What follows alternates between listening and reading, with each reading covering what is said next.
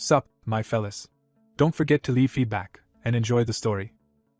Miho, the MC of the story, looks like an ordinary schoolboy, but he has one special trait. Inside him flows dangerous demonic power. He was walking home from school with his buddy, when suddenly he heard some thug asking him for a debt. The hero didn't get scared, instead, he grinned wickedly. He was thrilled to have a chance to smash their faces, and silently followed the thug. When the bully started threatening him, the hero just kept staring and smiling. The bastard couldn't handle his empty gaze and raised his fist to strike. Demonic power exploded. He grabbed his hand, hit him so hard that the scumbag flew away like the last piece of trash. The hero took down the rest one by one, not even breathing hard. But just 2 days ago, he was still living in his own world, the demon realm. There, without orders, he executed an entire demon clan that had been pissing him off. For this, his father, the demon king, chained him right in front of the council. The hero tried to justify himself, but the council didn't even listen. By his own father's decision, he was sentenced to exile in the human world. And in that very moment, he woke up in the body of an ordinary teenager. He finds himself in a human bedroom, gasping from the shock of arrival. Looking at his hands, he realizes he truly occupies a human body. The body trembles weakly under his control. Pain surges through him as he struggles to adjust.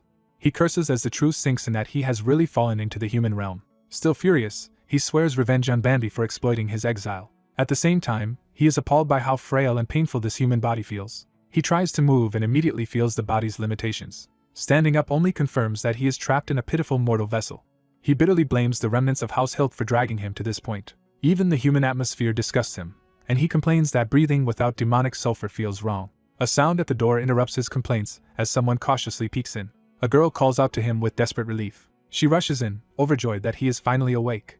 She throws herself at him, confessing she feared he would never wake up. Lavis, unfamiliar with her, guesses she must be the body's younger sister. Their mother arrives and calls him Minho, confirming the human identity he now wears. The mother breaks down in gratitude and sorrow, convinced her son has suffered terribly. Lavis stands frozen, unsure how a human is supposed to respond to this kind of affection. He concludes that human relationships may be a special kind of hell and wonders if he can survive them. Footsteps announce another arrival. The father enters with a stern, distant calm rather than relief. The mother informs him that Minho has awakened. The father studies him in silence, creating immediate tension. Instead of comfort, he orders Minho to stop drifting and return to school after a week in bed. When the mother worries about his condition, the father dismisses it as long as he is conscious. The sister anxiously asks if he is alright, but Lavis is already judging the family dynamic. He senses something dark and unsettling in the father. To his own surprise, he finds himself liking the man. That reaction startles him, because it suggests there are humans here who resemble demons. Realizing he lacks this body's memories, he decides he must stay cautious and keep pretending. The next day he is taken to Minho's school, which he regards with disbelief. His mother fusses over him and tells him to call if he feels sick during class. She leaves still worried, while he remains detached. Lavis scoffs inwardly that he finished school centuries ago in the demon realm. Being forced to attend a human school at his age feels like a fresh layer of punishment. He concludes again that human relationships are indeed hell. He enters class 2 to 3, the place where this new life must continue. Watching the short-lived humans around him, he decides they are too insignificant to bother with. His plan becomes simple: stay quiet, avoid trouble, and survive exile without losing his soul. He reminds himself that crushing House Hill bought him time, and that he must eventually return to seize the demon throne. Until then, he must protect Vindika's future by enduring this humiliation. That resolve is immediately tested when classmates greet Minho with false friendliness. Lavis senses trouble at once. The ringleader demands overdue fees from Minho and grabs him like a debtor rather than a friend. Lavis notices the body instinctively shrinking in fear, revealing how badly Minho has been conditioned. A flash of memory shows Minho being brutally bullied by these same boys. Their smug faces make clear this abuse is routine entertainment for them. They laugh as if tormenting him is nothing. The memory reveals Minho crying helplessly under their violence. Lavis understands at last what kind of life this body has endured. He realizes the body's lingering pain came from repeated beatings by these bullies. The torment continues as they mock Minho for fearing his own so-called friends. They demand money again and call it proof of friendship, turning extortion into a joke. Lavis is stunned to discover that he, a demon prince, is being bullied by humans. That humiliation triggers a memory from demon school, where humans were taught as contemptible creatures. Young demons had mocked humans as hornless, filthy beings unworthy of respect. Their teacher reinforced that humans are vulgar creatures who hide weakness behind behavior and appearances. The lesson went further, portraying humans as foolish beings who worship both demons and angels. Young Lavis had concluded that such creatures deserved only destruction. His teacher had praised that ruthless instinct. She taught him that if he ever met a human, he should crush its vulgarity without hesitation. Back in the present, Lavis cannot tolerate that a mere human dares lay hands on him. The bully remains oblivious, still checking his phone while asserting dominance. Lavis reaches for him with sudden intent. In one brutal motion, he slams the boy down and proves how foolish human arrogance is. The classroom freezes as the victim realizes too late that Minho is no longer helpless. Another bully charges in outrage, calling him insane. At that moment, Lavis feels his sealed magic stir in response. The attacker mistakes the change for madness and threatens him again. He lunges with a punch, expecting the old victim to fold. Instead, Lavis discovers that human insults themselves are stimulating his magic. He recognizes a direct link between profanity and the return of his power. Using that awakening, he counters with overwhelming force. The second bully is sent flying across the room. The surrounding students stare in disbelief as Minho overturns the hierarchy in seconds. Lavis is astonished that his magic can still answer him despite the seal. He concludes that even in a human body, malice can awaken his demonic power. A bespectacled classmate wonders whether this fierce figure can really be the Minho he knows. Another bully raises a chair to stop him, convinced Minho will kill someone if unchecked. The classmate who had tried to help earlier warns Lavis from behind. Lavis senses the attack without even turning. He strikes first and smashes the ambusher before the chair can land. The attacker collapses, gasping in disbelief at being overpowered so completely. Reduced to the floor, he can only spit curses at the boy he used to dominate. Lavis coldly repeats the lesson that humans use vulgarity to hide weakness and asks whether cursing makes him strong. Then he decides to answer that question with another kick. The blow crashes into the bully's face and ends his resistance. As his power surges, Lavis recalls the deeper truth he was taught, the source of human profanity. He identifies that source as his own mother, a revelation tied to his demonic heritage and power. The last bully lies broken and unconscious on the floor. The class erupts in shock as students realize Minho has beaten Taewoo and Songjun by himself. Lavis briefly reminds himself of his original plan to remain quiet, but with a dark smile, he abandons that restraint almost immediately. He looks around the room for anyone else willing to challenge him. Inviting more insults, he openly dares the class to curse at him so he can keep fighting. The students can only stare, unable to reconcile this ruthless figure with the Minho they knew. Even his would-be ally is left wondering whether Minho was always this strong. No one moves as Lavis stands over the fallen bullies like a new ruler of the classroom. The helpful classmate cautiously asks if he is all right. Lavis answers with a satisfied smile rather than gratitude. Remembering that this boy tried to help Minho before, he marks him as useful. He decides on the spot to keep the classmate close as his attendant while assuring everyone he is fine. Outside the classroom, word of Minho's impossible victory begins to spread as admiration replaces fear. As they walk home, Shaun jokingly wonders whether Miho has turned into the kind of hero who came from another world, and Miho is briefly alarmed that his true nature has been exposed. Shaun keeps piling on fantasy scenarios, comparing Miho to someone reincarnated from a martial world or trapped inside a game. Miho immediately starts calculating whether this harmless classmate has somehow seen through his identity as a demon. That suspicion triggers a memory of a lesson from the demon world. In the human realm, demons must never kill humans, because doing so destroys the killer's soul completely. His teacher had stressed that human death cannot be treated casually, no matter what other demons say in passing. The rule came from the demon's role itself, since they are beings who preside over death rather than slaughtering humans freely. Even so, the younger Lavis had questioned why demons should hold back when humans constantly tried to kill one another. His teacher answered that human foolishness is exactly why demons must exist to govern death instead of abusing it. Young Lavis had remained unconvinced, already chafing against restraint. He had dismissed the warning at the time, thinking it irrelevant because he never expected to enter the human realm himself. Back in the present, Miho realizes that if humans learn too much about him, he cannot simply silence them by killing them. Shaun, unaware of Miho's panic, wistfully says that if reincarnation were real, escaping into another world would be nice. He reveals a deeper longing by admitting he wishes he could wake up somewhere else entirely. Miho senses intense misery in Shaun and recognizes him as someone carrying desperate suffering. Trying to stay casual, Miho dismisses reincarnation as nonsense. Shaun responds with quiet sincerity, saying he knows how much Miho endured before finally snapping, which reassures Miho that his secret is still safe. Shaun then praises Miho for how impressive he was earlier, clearly admiring the way he stood up for them. Instead of feeling pleased, Miho is offended that a mere human dares to evaluate him at all. That night, the story shifts to Miho's apartment as he reflects on his strange condition. He concludes that human curses somehow activated his demonic power, even though a demon trapped in a human body should not be able to use magic. When he tests that power again, he is startled by what begins happening inside his body. He studies himself closely, trying to confirm the phenomenon. The result matches his suspicion, and he starts to believe his limits may not apply anymore. With growing arrogance, he declares that Lavis Vindica truly has no boundaries. That confidence is shattered when a sudden wave of pain tears through him. The agony intensifies so badly that he can barely stay upright. The room falls quiet except for his labored struggle to endure it. He realizes this human body is far too weak to contain his power, and the pain spreads through every part of him. After only a single day as a human, he already finds the experience unbearably miserable. The suffering becomes so severe that he despairs over something as basic as being unable to sleep. Eventually exhaustion wins, and he finally passes out despite the pain. Time moves from night to day and then toward evening again. By the next day, school has resumed its ordinary rhythm. Walking across campus, Shaun happily celebrates having a normal school day again and thanks Miho for protecting them from being harassed. Miho brushes off the gratitude, saying he would rather just beat people up, while privately wanting to test his power further.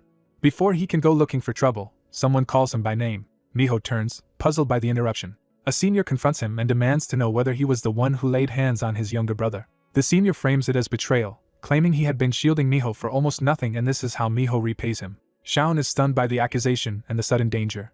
Miho, however, hears only another insult and openly admits he was the one responsible. Instead of backing down, he eagerly agrees to follow the senior, practically welcoming the chance for violence. The confrontation moves to a secluded construction area where the senior prepares to punish him. There, the senior scolds his younger brother for getting beaten by someone he considers weak, while the younger one apologizes nervously. Facing Miho directly, the senior wonders what to do with him now that he has caused this trouble. He decides he cannot let Miho walk away, because it would make him look like a brother who cannot control his own family. To humiliate him, he jabs a finger at Miho and drags Miho's mother into the insult. He sneers that Miho must have learned from her to beat up decent kids. That insult hits a buried nerve, and Miho answers with chilling calm that yes, his mother did teach him that. The senior realizes too late that he has provoked something dangerous. When the senior moves to strike, he is thrown off by the fact that Miho is smiling instead of flinching. Miho slips past the attack with eerie composure. He revels in the cruelty of the insult, thinking that the sharpest curses are the sweetest because they remind him of his mother. His demonic eye flares, and he seizes control of the fight with supernatural force. The senior recoils in shock, unable to understand what Miho just did. Miho invokes his mother as the source of the poison placed in human tongues, treating human malice as something sacred. Then he slams the senior down with brutal force, drawing blood and instantly overturning the power balance. He pauses only long enough to savor the moment. As he continues beating the senior, Miho reflects that physical violence only wounds flesh. What truly matters to him is the corrosive power of words, because curses gnaw at the soul, and he imagines the victim's desperate cries reaching his mother. The gang panics as their leader is overwhelmed and calls out to him in horror. Shaun can only watch in stunned terror, as Miho becomes something unrecognizable. The injured senior orders his friends to stop standing around and attack Miho together. Miho welcomes that decision, pleased that they are coming at him as a group. To him, more enemies only make the game better. He tears through the group in a frenzy, his power swelling as the greater threat gathers against him. With his demonic eye blazing, he moves through them like a predator. Shaun screams as the violence escalates beyond anything he can process. The construction site fills with the sounds of bodies being thrown and struck. At the height of the chaos, Miho extends his hand as if conducting the slaughter. When the last resistance fades, he exhales in satisfaction. The gang lies broken around him, and Miho finds the aftermath invigorating rather than horrifying. He even recalls an uncle from the demon world who celebrated violence, finally understanding why humans were allowed to wield it. While Shaun timidly calls his name, Miho thanks that uncle as though he has received a revelation. Miho stands amid the wreckage with a serene smile, fully intoxicated by what he has done. Nearby, a small creature with glowing red eyes watches from a hole in the wall. Its gaze confirms that this scene is being observed for a purpose. Miho addresses the unseen watcher, reporting that the task he was given has been carried out properly. In the demon world, his words are heard through a portal by his uncle Barca and another cloaked figure. Barca casually crushes a lesser creature underfoot while listening, showing how little value he places on life. Amused, he notes that his gift seems to suit his nephew very well. The cloaked observer identifies that gift as a demon bloodstone embedded in Lavis's eye in place of the taboo stone he should have had. That revelation makes clear that Lavis has been altered in a dangerous and deliberate way. The observer wonders how long Lavis will be able to endure under those conditions. The scene broadens to the demon realm, where higher powers discuss him from afar. They acknowledge that Lavis has already wiped out the Hiltka family, proving how destructive he has become. The cloaked demon remarks that Lavis always forces his own way no matter the consequences. Barca laughs that no one could ever truly control him, and blames the merciless decision to throw such a stubborn brat into the human realm. Another elder states the harsh doctrine for handling vicious high-ranking demons. Only forceful subjugation works. The cloaked figure identifies that doctrine as the creed of the great demon king Gamudere.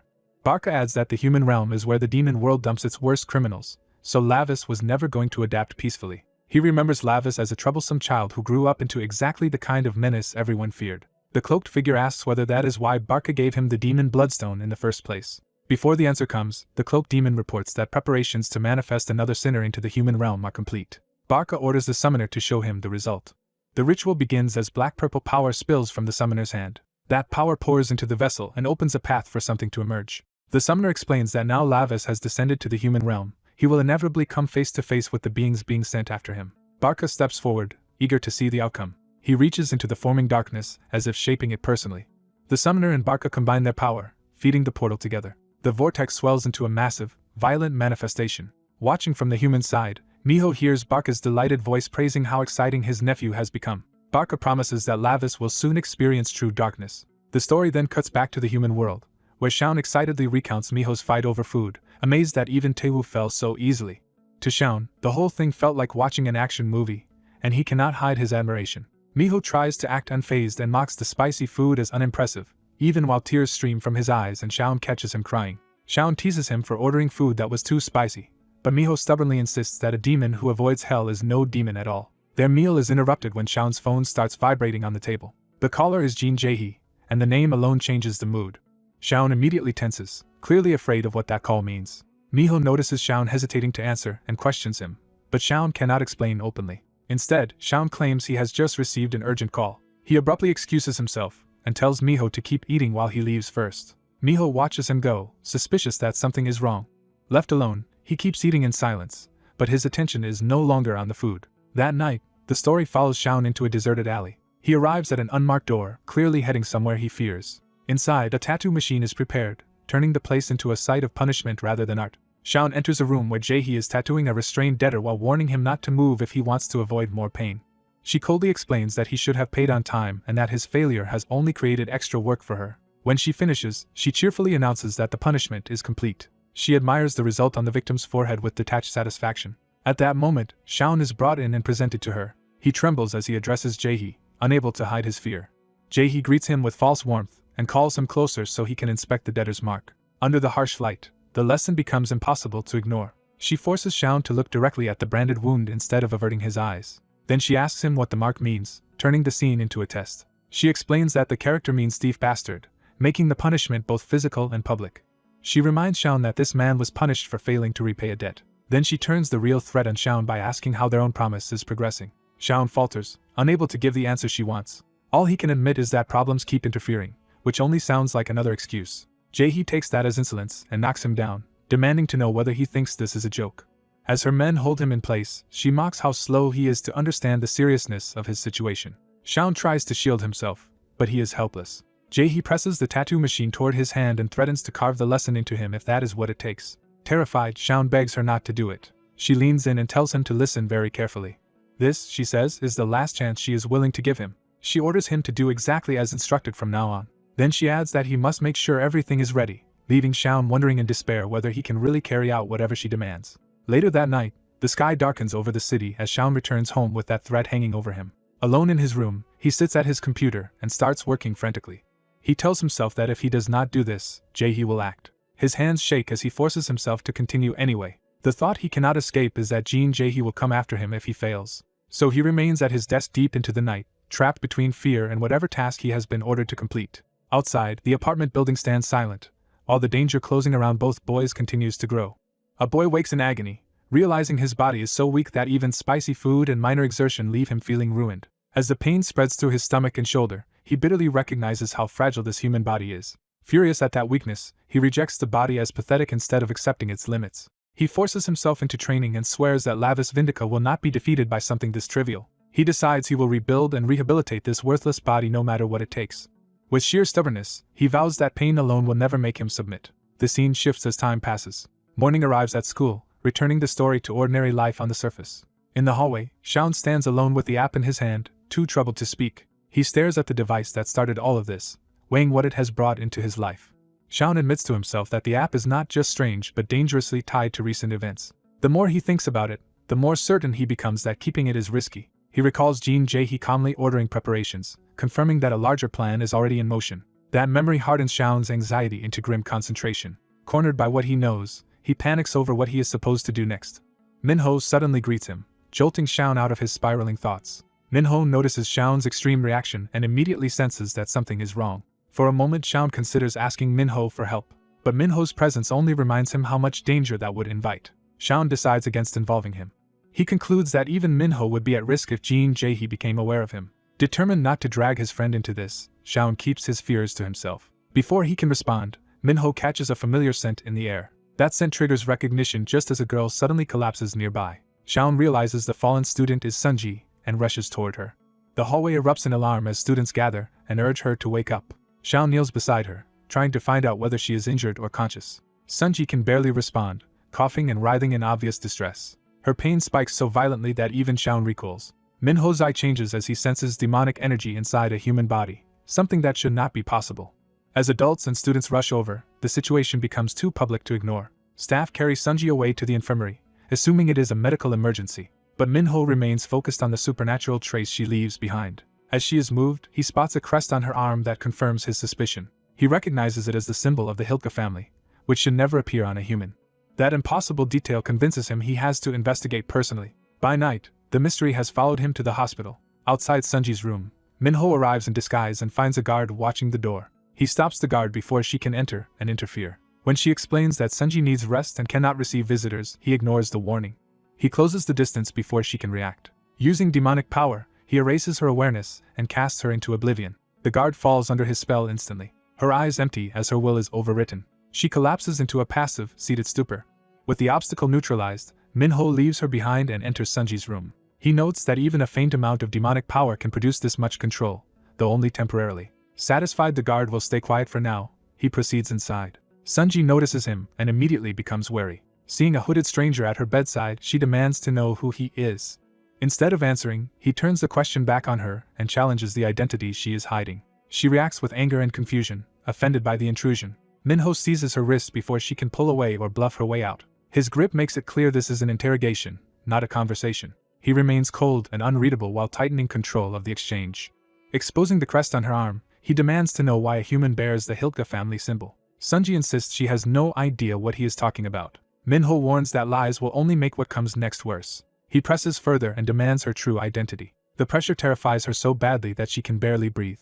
As she stares at his eye, she begins to understand what he really is. She realizes in horror that the one interrogating her is a demon. Minho starts to answer, but her fear cuts him off. She demands the truth from him instead, desperate to regain control. Breaking down, she insists she knows nothing except what Jae-hee told her. She confesses that Jae-hee ordered her to get the tattoo to join his crew and promised her diet pills as part of it. That confession confirms for Minho that the scent on her came from an external source, not from her nature. He recognizes it as a smell he has encountered before in the demon realm. Elsewhere, Lavis heads deeper into a forbidden area despite being called back. When asked where he is going, he keeps moving toward the restricted depths. Bambi warns him that the place is off-limits and dangerous. Lavis glances back, unimpressed by the warning. He mocks Bambi for being timid. Bambi bristles at the insult but cannot deny his fear. He claims he is only worried about punishment, and Lavis bluntly tells him to leave if that is all he cares about. Bambi refuses, admitting he cannot abandon Lavis when trouble is certain to follow. Resigned, he asks how far this reckless search is going to go. Together they press deeper into the dark ruin. Bambi finally asks whether Lavis already knows what they are looking for. Lavis says he does not, forcing Bambi to explain his theory first. Bambi begins with an old story about beings whose eyes transcend the limits of their species. According to him, such eyes can lose their sight in only two ways. Either overwhelming light blinds them, or total darkness starves their vision until it atrophies. Bambi's own unease grows as he realizes how well this place fits that legend. Lavis suddenly senses a presence nearby and warns that something is here. A strange purple glow leads them to a grotesque flower growing from the wall. Bambi can only stare, unable to identify what he is seeing. Lavis moves in despite Bambi's warning that approaching it is dangerous. Up close, the bloom looks unnatural and predatory. Bambi recognizes the victim beside it as Jeremy Hiltke. Jeremy is already dead, his body overtaken by the flowers before they arrived. The blossoms have consumed his face and spread across his corpse. When Bambi reaches toward one in confusion, Lavis urgently stops him. The flower reacts instantly, lashing out with flesh-like tendrils. Lavis tears it free despite the stench, protecting Bambi from contact. Bambi is horrified by what Lavis is holding. He identifies it as the gnawing flower, a deadly plant from the demon realm. Lavis confirms the smell matches exactly, linking the human world incidents to demon world corruption. Back in the hospital room, Sunji begs for mercy once she realizes how deep this goes. Minho falls silent, weighing her fear against the information he still needs. His attention shifts to the window when he senses another presence outside. A bat-like demon appears and addresses Lavis directly, proving he is being watched. The creature greets him with eager anticipation, as if this encounter was expected. The story cuts to the city night as Lavis follows the trail alone. He moves to a back alley, tracking the source of the scent. The trail leads him to Jean Jae-hee's tattoo shop. With the Hilke crest and the gnawing flower now connected, he doubts any of this is coincidence. Inside the building, the trail continues deeper through the corridors. Nearby, Jaehee's men discuss how their boss is really after Shaun's app, not Shaun himself. One thug casually flaunts a new drug called Blue Ribbon, treating it like a toy. The others recognize it as Youngmu's recent creation. They warn that the drug is unstable and already caused severe side effects in another victim. But the user does not care as long as it feels good, revealing how reckless the crew has become. Lavis notices the Hilka crest on the drug user's neck as the same tainted aura rises from him. That confirms the scent and the crests are appearing together again. The thug remains oblivious while the corruption on him becomes obvious to Lavis. Lavis steps out and directly asks whether they also got their tattoos from Jean Jaehee. The gang has no idea who he is, but they immediately treat him as an intruder. Their leader tries to establish dominance by grabbing Lavis's face and demanding respect. Lavis's eye flares as he decides he has heard enough. He breaks the thug's grip before the man can react. In the same motion, he slams the leader down and drops him instantly. The rest of the gang freezes for a beat, shocked by how easily he did it. Their shock turns to rage as they demand to know who sent him. Lavis answers with another strike instead of words. He tears through multiple attackers at once, overwhelming them with brutal speed. One survivor realizes too late that they picked a fight with something monstrous. Even as they threaten to kill him, Lavis stands alone over the fallen leader without flinching. He cuts down another attacker before the man can land a blow. A single punch caves in the next thug's face and ends his charge. When a knife comes out, Lavis still controls the fight and keeps the attackers off balance. He slips under the stab and turns the assault back on the wielder. His movements stay precise and predatory, guided by more than human reflexes. He counters with a crushing kick that sends the knife attacker flying. Another thug falls before he can even understand the exchange. Only after clearing space does Lavis return to the question that matters and demand Jaehee's location. Behind him, the drugged blonde thug rises again, no longer acting human. Consumed by murderous frenzy, the man vows to kill Lavis. Lavis senses the sudden surge and realizes the thug's demonic energy has spiked. The drugged man lunges with feral aggression and far more power than before. Lavis immediately notices the change in movement and suspects the drug has amplified the man's body. The enhanced thug traps Lavis's foot, disrupting his rhythm for the first time. Lavis is knocked off balance and forced to the ground. The transformed attacker dives in for a finishing blow. With the distance closed, the threat becomes immediate and lethal.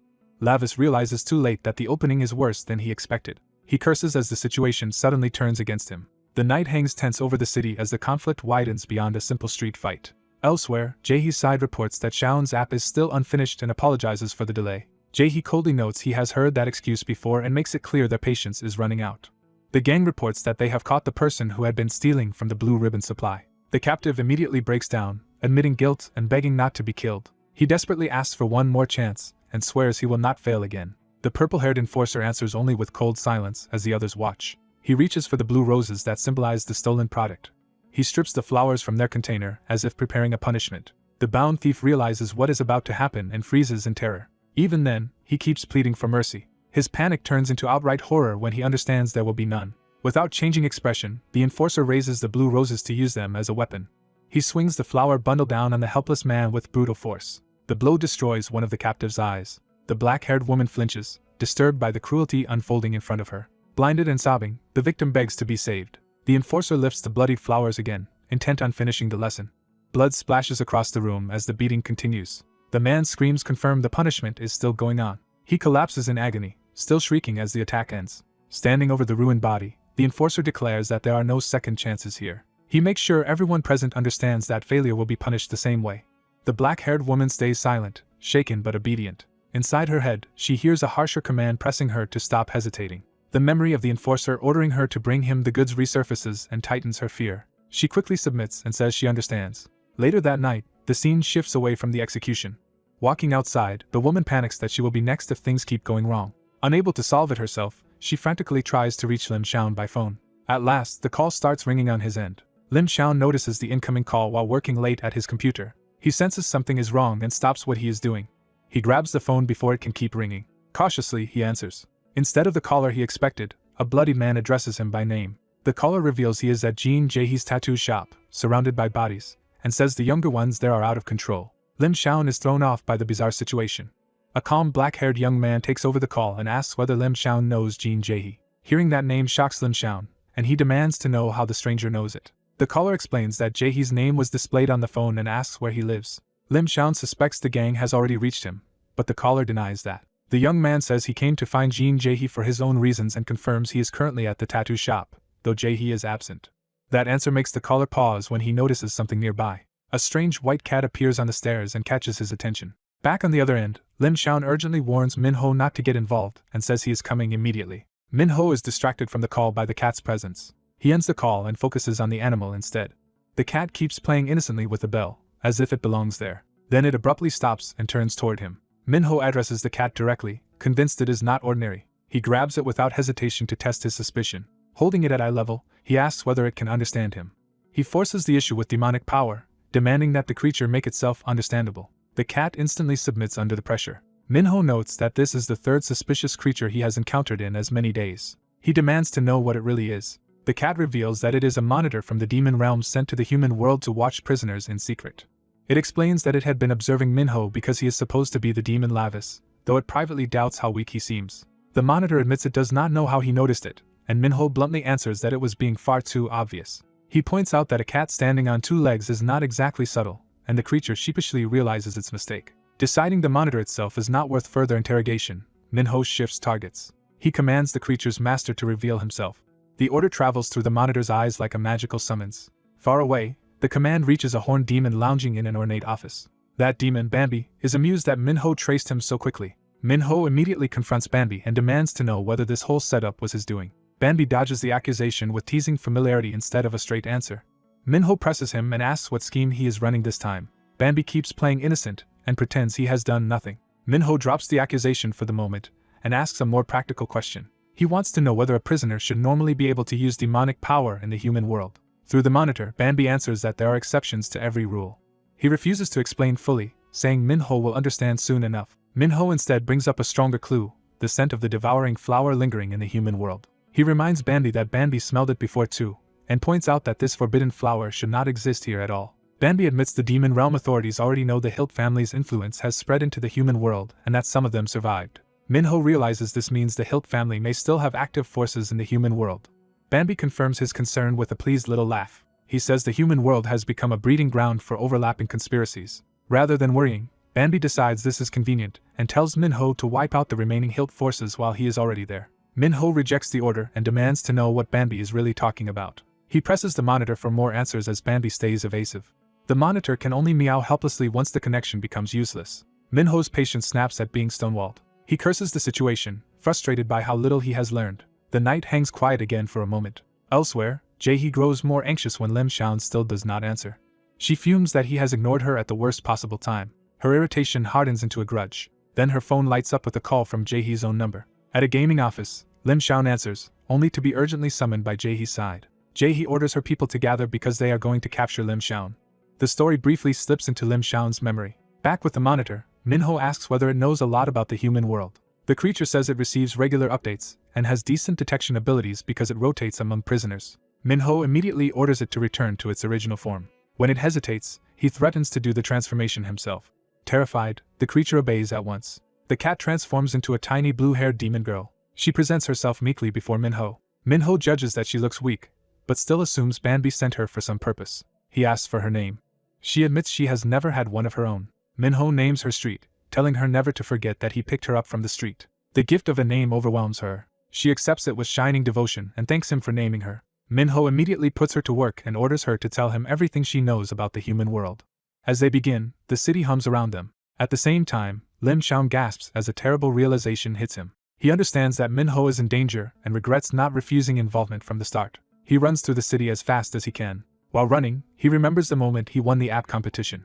Hearing his own name announced had felt like the start of a better future. Instead, a group led by Jae-hee intercepted him right after the win. They mocked the prize money as insignificant compared with what they wanted from him. Jae-hee declared that his real value was the app itself and ordered her men to take him. Lim Shaon was too stunned to resist.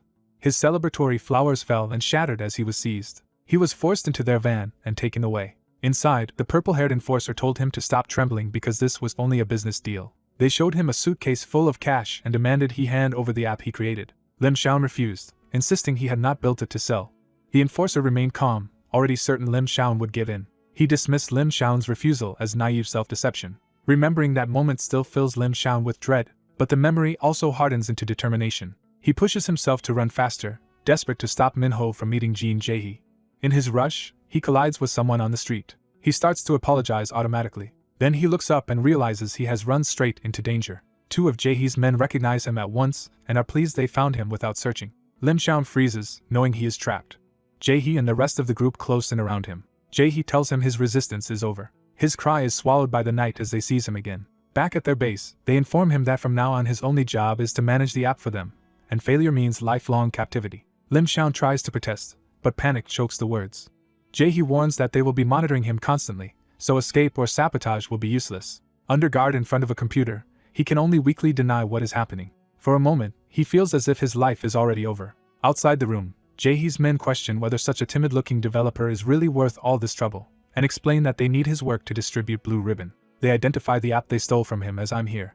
One of them mocks the app's purpose, unable to see how it could help their business. They sneer at the name as well, treating Lim Xiaon's work like garbage. The app's logo appears on the screen as the system boots up. Its harmless-looking interface hides the value they intend to exploit. The purple-haired enforcer arrives to inspect the progress. He explains that Lim Xiaon's app is the core of the Blue Ribbon project. Once they control the buyer's location data, they will be able to manipulate the market however they want. He clarifies that the app's real-time location sharing feature will be their main weapon for expanding the operation. Hearing that, the others realize they are finally close to launching Blue Ribbon on a much larger scale. The enforcer's quiet look suggests he is already thinking beyond simple sales and toward total control. A hidden figure confirms the name of the product they have chosen to unleash: Blue Ribbon. With quiet confidence, he decides the time has come to reveal Blue Ribbon to the world. At school, the scheme begins as students are urged to join a new app and add friends for rewards. The app is pitched as easy money, paying users cashback for every accepted friend request. The promise of quick profit spreads through the classroom and turns curiosity into a frenzy. Even hesitant students are pressured into joining, showing how easily the trend becomes coercive. As more girls check the promotion, they discover the sign-up event includes a free product. The reward turns out to be a diet supplement called Blue Ribbon, marketed as safe, certified, and attractive. Elsewhere, the people behind the operation are stunned by how explosively the user count rises in a single day. Youngwoo's side celebrates the campaign's success as proof that their rollout is working perfectly.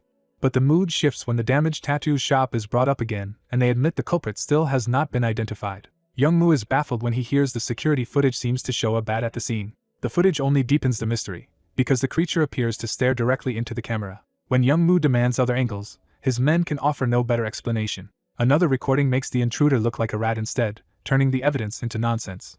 Faced with impossible footage, Youngwoo explodes in frustration at how little sense it makes. One of his men receives a message that abruptly interrupts the argument. Youngwoo is called away before he can keep raging about the failed investigation. The mention of a fresh Blue Ribbon shipment instantly redirects his attention to business. As evening falls, the story shifts to Ravi moving through the city with a new lead. Ravi arrives in his school uniform, calm and already in control of the situation. He finds Street hiding nearby and demands to know why she is lingering instead of reporting. Street nervously greets Lavis and admits she has been distracted, but Ravi pushes her back to the investigation he ordered. Trying to recover, Street insists she did manage to figure something important out. Her clue comes from a beaten victim found with several pieces of blue ribbon scattered beside him. Ravi confirms the candy carries the scent of the gnawing flower, linking the product to demonic corruption. From the victim's condition, he realizes humans have been consuming blue ribbon in order to awaken something inside themselves. That discovery alarms him, because the gnawing flower should not even exist anymore without a host. Street explains that the candy they were tracing is blue ribbon, now being sold to humans in many disguised forms like diet pills and supplements. Ravi immediately asks where the raw materials for all of it are coming from. Street admits she still cannot trace the source because the manufacturing process is being kept extremely secret. Ravi takes that as failure and coldly accuses her of bringing him nothing useful. Panicking, Street blurts out the one thing she did learn: the finished product is moving in such huge quantities that its demonic residue can lead them straight to the manufacturer. Ravi snaps that she should have followed that trail already instead of waiting to report it. When Street mentions Bambi told her to stay with Lavis, Ravi realizes she has been reporting to both of them. Street breaks down and pleads that she is only a lowly subordinate trying to obey two masters at once. Ravi forces the issue and demands she choose immediately whether her true loyalty belongs to him or to Bambi. Unable to answer, Street freezes under the pressure. Ravi tempts her with status and promises that if she chooses him, he will raise her above her current insignificance. The offer overwhelms Street, especially when she imagines the glamorous authority that comes with serving Lavis. She throws herself down and formally offers her body and blood to the darkness in submission. Satisfied, Ravi accepts her oath and begins the ritual of taking her in as his own subordinate. Street is stunned as the bond is sealed and Ravi claims her personally under the name Lavis Vindica. At that moment, Bambi's spirit appears, having clearly witnessed the transfer of loyalty. Ravi dismisses Bambi without hesitation, making it clear the matter is settled. With Street now under him, Ravi orders them to head for the place where Blue Ribbon is being gathered. By night, the two arrive at a remote container yard hidden beside the forest. Street confirms they have found the center of Blue Ribbon's concentrated demonic energy, and urges Ravi to open a container. She hesitates at the heavy chains and lock, unsure how to get inside. Ravi simply tells her to step aside. He smashes through the chain doors with brute force, proving how far above ordinary humans he stands. The container opens at last, exposing the shipment within. But the moment the doors part, Ravi senses something unexpected. A foul stench and choking air hit both of them, making Street gag and Ravi recoil. Dark energy spills from the container as the hidden cargo begins to reveal its true nature. Street realizes in horror that the entire shipment may be made of the thing they feared most. Ravi, shaken but focused, starts piecing together the truth. He recognizes that blue ribbon is not just tainted by the gnawing flower, but may actually be the flower itself in processed form. That realization leaves him grim and deeply alarmed. Far away in the demon realm, another conflict erupts as a mocking laugh echoes over a cliffside battlefield. Ravis is attacked by his uncle, who taunts him for being weak and unworthy. Ravis answers with open hatred, making it clear their family bond means nothing beside their enmity. His uncle attacks with murderous contempt, deciding that if Ravis cannot please him, he should die. Ravis is struck hard and driven back by the overwhelming difference in strength. The beating continues, leaving him bloodied and struggling to hold his ground. His uncle watches him coldly, still not taking the fight seriously. One savage blow sends Ravis flying off the cliff. As he falls, Ravis curses his uncle with all the rage he has left. From above, the uncle mocks him and asks whether this is really how he intends to die. He leaps down after him, intent on finishing the job personally. Ravis crashes into the ground below, and can barely rise through the pain. His uncle lands nearby and taunts him again, asking whether he is dead yet. Then the uncle notices something strange in the area around them. He discovers a hidden field of corpses overgrown with gnawing flowers and realizes this is where they have been concealed. Ravis stares in shock at the scale of the discovery. The sight forces him to understand that this is no isolated incident. A buried memory surfaces, recalling the ancient moment when light and darkness were split apart and opposing beings were born. Among those incompatible creations was a flower that belonged to either side and thrived precisely because it could not merge with any color. The memory shifts to primitive humans discovering the strange bloom. That flower first bloomed where the earliest humans gathered, feeding on the dead around them. By devouring fallen celestials and ruined demons alike, the gnawing flower developed a single consuming desire. Its true purpose was the annihilation of the world itself. The memory expands into a vision of the flower's catastrophic power spreading like a cosmic blaze. Ravis and his uncle once stood before that threat together, both witnesses to its danger. Back in the present, Ravi recalls that the flowers were supposed to have been completely eradicated in the demon realm. The huge stockpile before him makes that official history impossible to believe. He concludes that the flower must have first appeared in the human realm, not the demon realm. He reasons that the human world is a chaotic middle ground between light and darkness, making it the perfect birthplace for such a thing. Human records also claimed the flowers were wiped out long ago, but the evidence in front of him contradicts that too. If both realms believe the species was extinct while it survived in both, then someone must have engineered the deception. Street repeats the conclusion, and the implication begins to settle over them. A flashlight suddenly cuts through the darkness before they can think further. Ravi and Street turn toward the new disturbance. A group of intruders steps into view, and their leader makes it clear they have been listening for a while. Ravi recognizes them as the same people tied to the attack on the tattoo shop, and Jaehi identifies him in return. Street quickly tells Ravi that the woman leading them is Jean Jaehi. Jaehi confronts Ravi over the destruction of her shop and demands to know how he found this place. Ravi ignores the accusation and asks whether Jaehi is the one managing the blue ribbon operation, and she brazenly admits she is. He presses further, asking if she knows what raw materials are used to make the product. Jaehi mocks the question as an attempt to steal her trade secrets. Ravi says it is not really his business to pry into her operation, but he also makes clear he cannot leave something this vile alone. Jaehi warns her men that Young Mu will punish another failure, then reaches into her pocket. To force the issue, she hands out blue ribbon as a special reward to her subordinates. The men are thrilled and can hardly believe they are being given the drug for free. Jaehi orders them to stop asking questions and swallow it immediately. They obey at once, greedily consuming the candy as the corruption begins to take hold. Seeing the danger, Ravi orders Street to stay hidden because her current power would only make her a burden in the fight. The men transform into snarling, hollow-eyed monsters under the drug's influence. Jaehi sends the newly empowered addicts straight at Ravi. The discarded wrappers scatter across the ground as the attack begins. The transformed men rush him, and Ravi condemns them as fools too intoxicated to understand what is really controlling them. He invites them to come anyway, deciding to meet the assault head-on. The first attacker lunges with a knife, but Ravi intercepts him without losing his composure. A second man tries to blindside him, forcing Ravi to split his attention. Even so, Ravi counters with a brutal kick that sends one attacker reeling. Another strike comes from behind before he can finish the exchange. Ravi's demonic eye flares as his instincts sharpen in response to the danger. He slips under a stabbing arm and turns the attacker's momentum against him. A precise counterattack knocks the weapon aside and breaks the rhythm of the ambush. For a brief instant, Ravi realizes just how close the blade came. He seizes one assailant and uses him as a shield while twisting into another counter. Ravi's anger rises as the attackers scream and keep coming despite the punishment. The group crashes into him together, trying to overwhelm him with numbers. A heavy stomp comes down as one of the larger men tries to pin him in place. Ravi catches the attack and braces against the brute's weight instead of being crushed. From cover, Street can only watch in panic as Ravi is pressed from all sides. Jaehi smiles, pleased to see her drugged pawns forcing him into a corner. The transformed men surge again, now fully committed to tearing Ravi apart. They hammer him from every direction, turning the fight into a chaotic mob assault. Ravi realizes they are much stronger than before, likely because this time they consumed a far larger dose. Accepting that ordinary restraint will not be enough, he changes tactics. He plants his foot and anchors himself, preparing a more decisive response. Ravi grabs one attacker by the head with crushing force. He slams the man down and releases a burst of power through the impact. The strike erupts into a cloud of tainted purple energy that engulfs the others. The transformed men begin choking and convulsing as the corrupted energy turns against them. Ravi hates the foul stench of the spreading corruption, but he recognizes it as something his own power can answer. His demonic energy surges more violently the more it reacts to the evil saturating the area. One of the men clutches his face in agony as Ravi's power starts breaking their momentum. Ravi follows through with a direct palm strike that crushes another attacker backward. He flips through the melee and uses the motion to drive a second opponent into the ground. Lightning-like demonic force gathers around his eye as he chains the attacks together. He slams one man down so hard that blood bursts from the impact. Another attacker tries to retaliate with a kick while Ravi is still moving. Ravi absorbs the blow and stays inside the man's guard instead of retreating. He sweeps through the group, dropping one body after another across the dirt. When another man grabs at him, Ravi traps the limb and turns the hold into an opening. With his face now darkened by power and his eye blazing, Ravi stomps the attacker down and dominates the battlefield. Even as one last crazed brute lunges and screaming for Ravi's death, Ravi remains locked in and ready to finish the fight.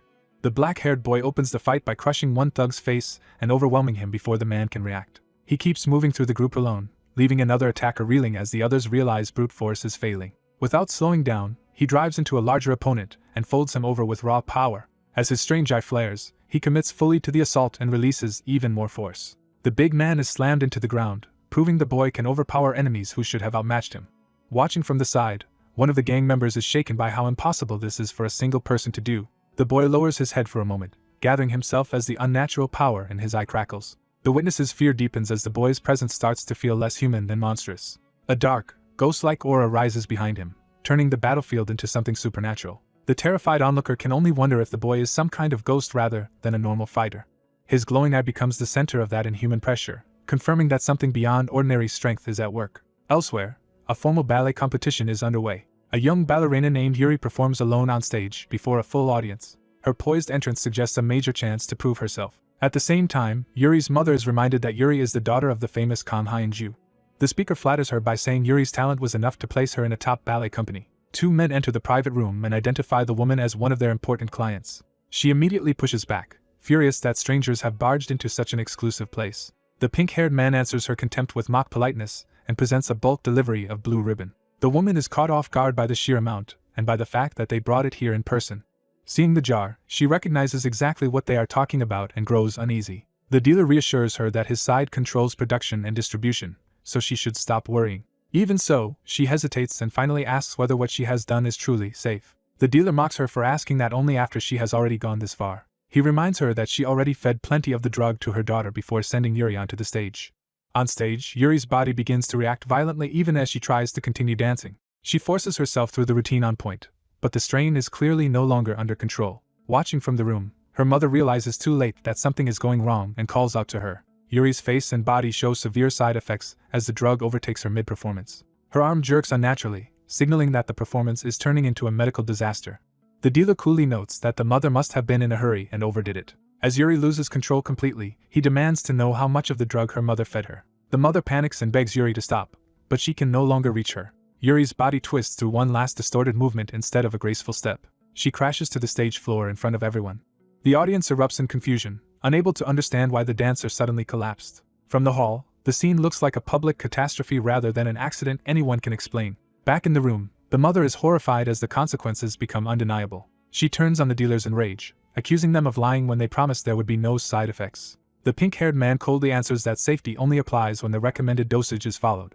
Looking at Yuri's ruined condition, he declares that there is no hope of saving her now. He tells the mother that if she wants Yuri to stay alive, she will have to keep feeding her false satisfaction. He makes the trap explicit.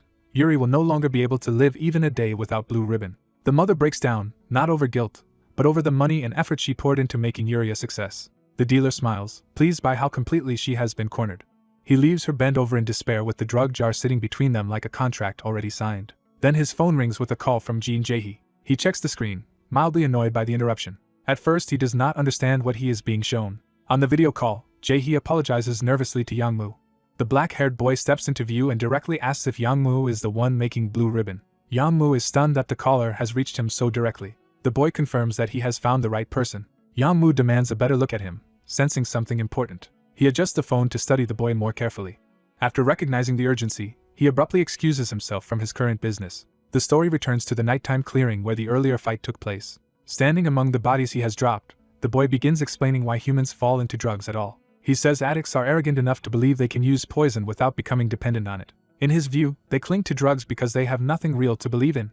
His blue-haired companion interrupts to point out someone approaching. Jae-hee recognizes the newcomer and calls Youngmoo's name in alarm. Facing the arriving men, the boy realizes the tattoo shop incident also led back to Youngmoo. Youngmoo answers with calm confidence, as if he has finally found the person he wanted. The boy dismisses him as trash and demands to know where he got the object in his hand.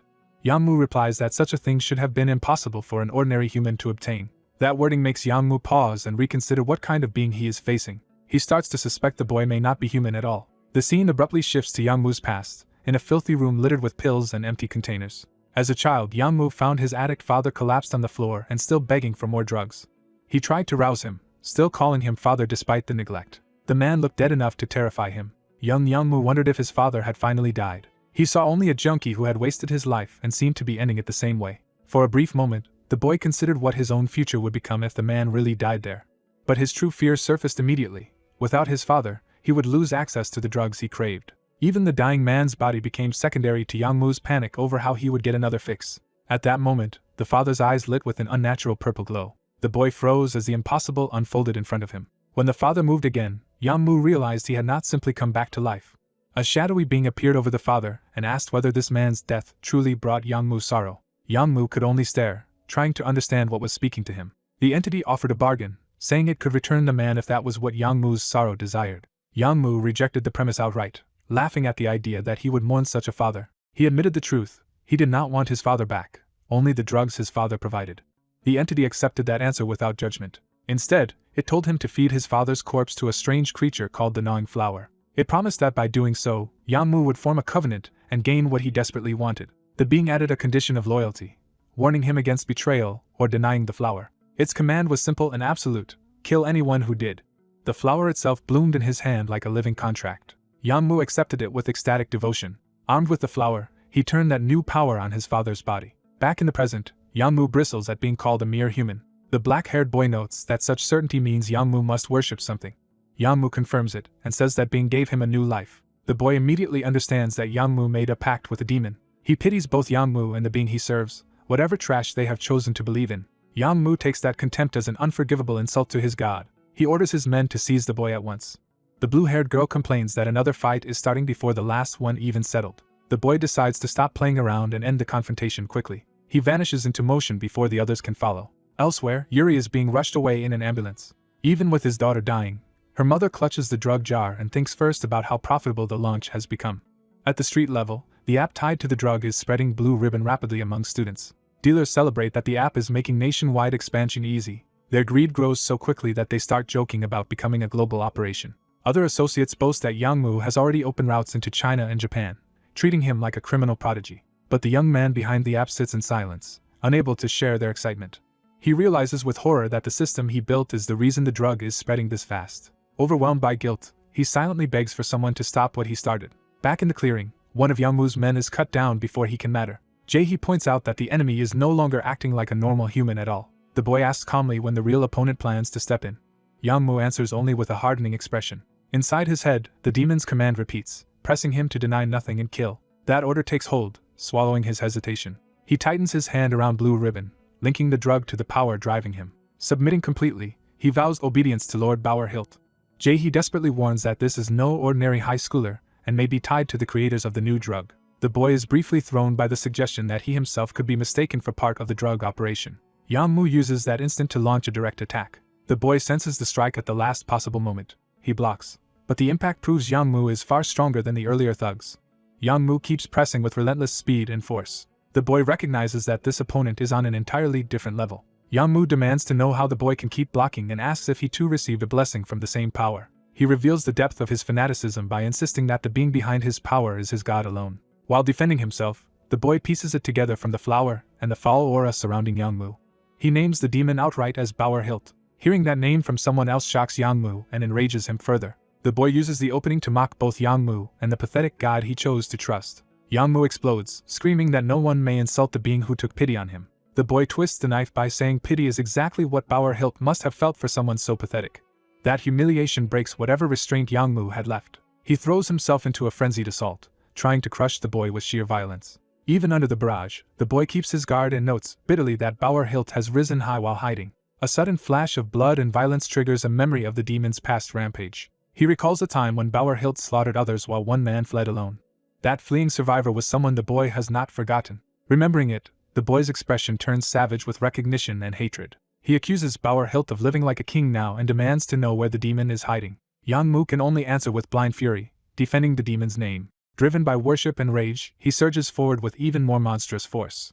The boy feels the foul stench of the demon's influence intensify around him. Yang Mu declares that anyone who insults Bauer Hilt will die by his own hands. He locks onto the boy at close range, trying to overpower him directly. With his grip tightening and his eyes blazing, Yang Mu commits to killing him outright. The clash peaks as Yang Mu hurls the boy through the air, ending the exchange with brute force rather than control. The possessed test subject drives Lavis down and opens the fight with a brutal, overpowering assault. Pinned beneath him, Lavis realizes he is in immediate danger and searches for a way to survive. The attacker, consumed by demonic energy, raises another killing blow with no restraint left. As the attack continues, Lavis recognizes that the creature now carries both the blue ribbon and Boar's influence. The fused subject claims everything for himself, revealing a mind overtaken by greed and possession.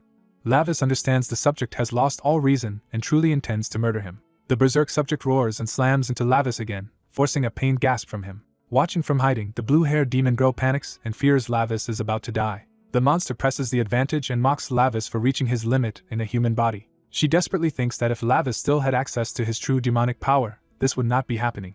Her desperation turns into a wish that Lavis could somehow use his old abilities again. Meanwhile, the attack keeps coming, leaving Lavis buried under relentless force. Elsewhere, a horned observer reports that the gnawing flower test subject has completely fused and exceeded expectations. He coldly concludes that Lavis may really die this time, and with him, his soul could be erased forever. Another demon beside him brings up Lavis's deepest hatred, hinting that it may matter more than strength.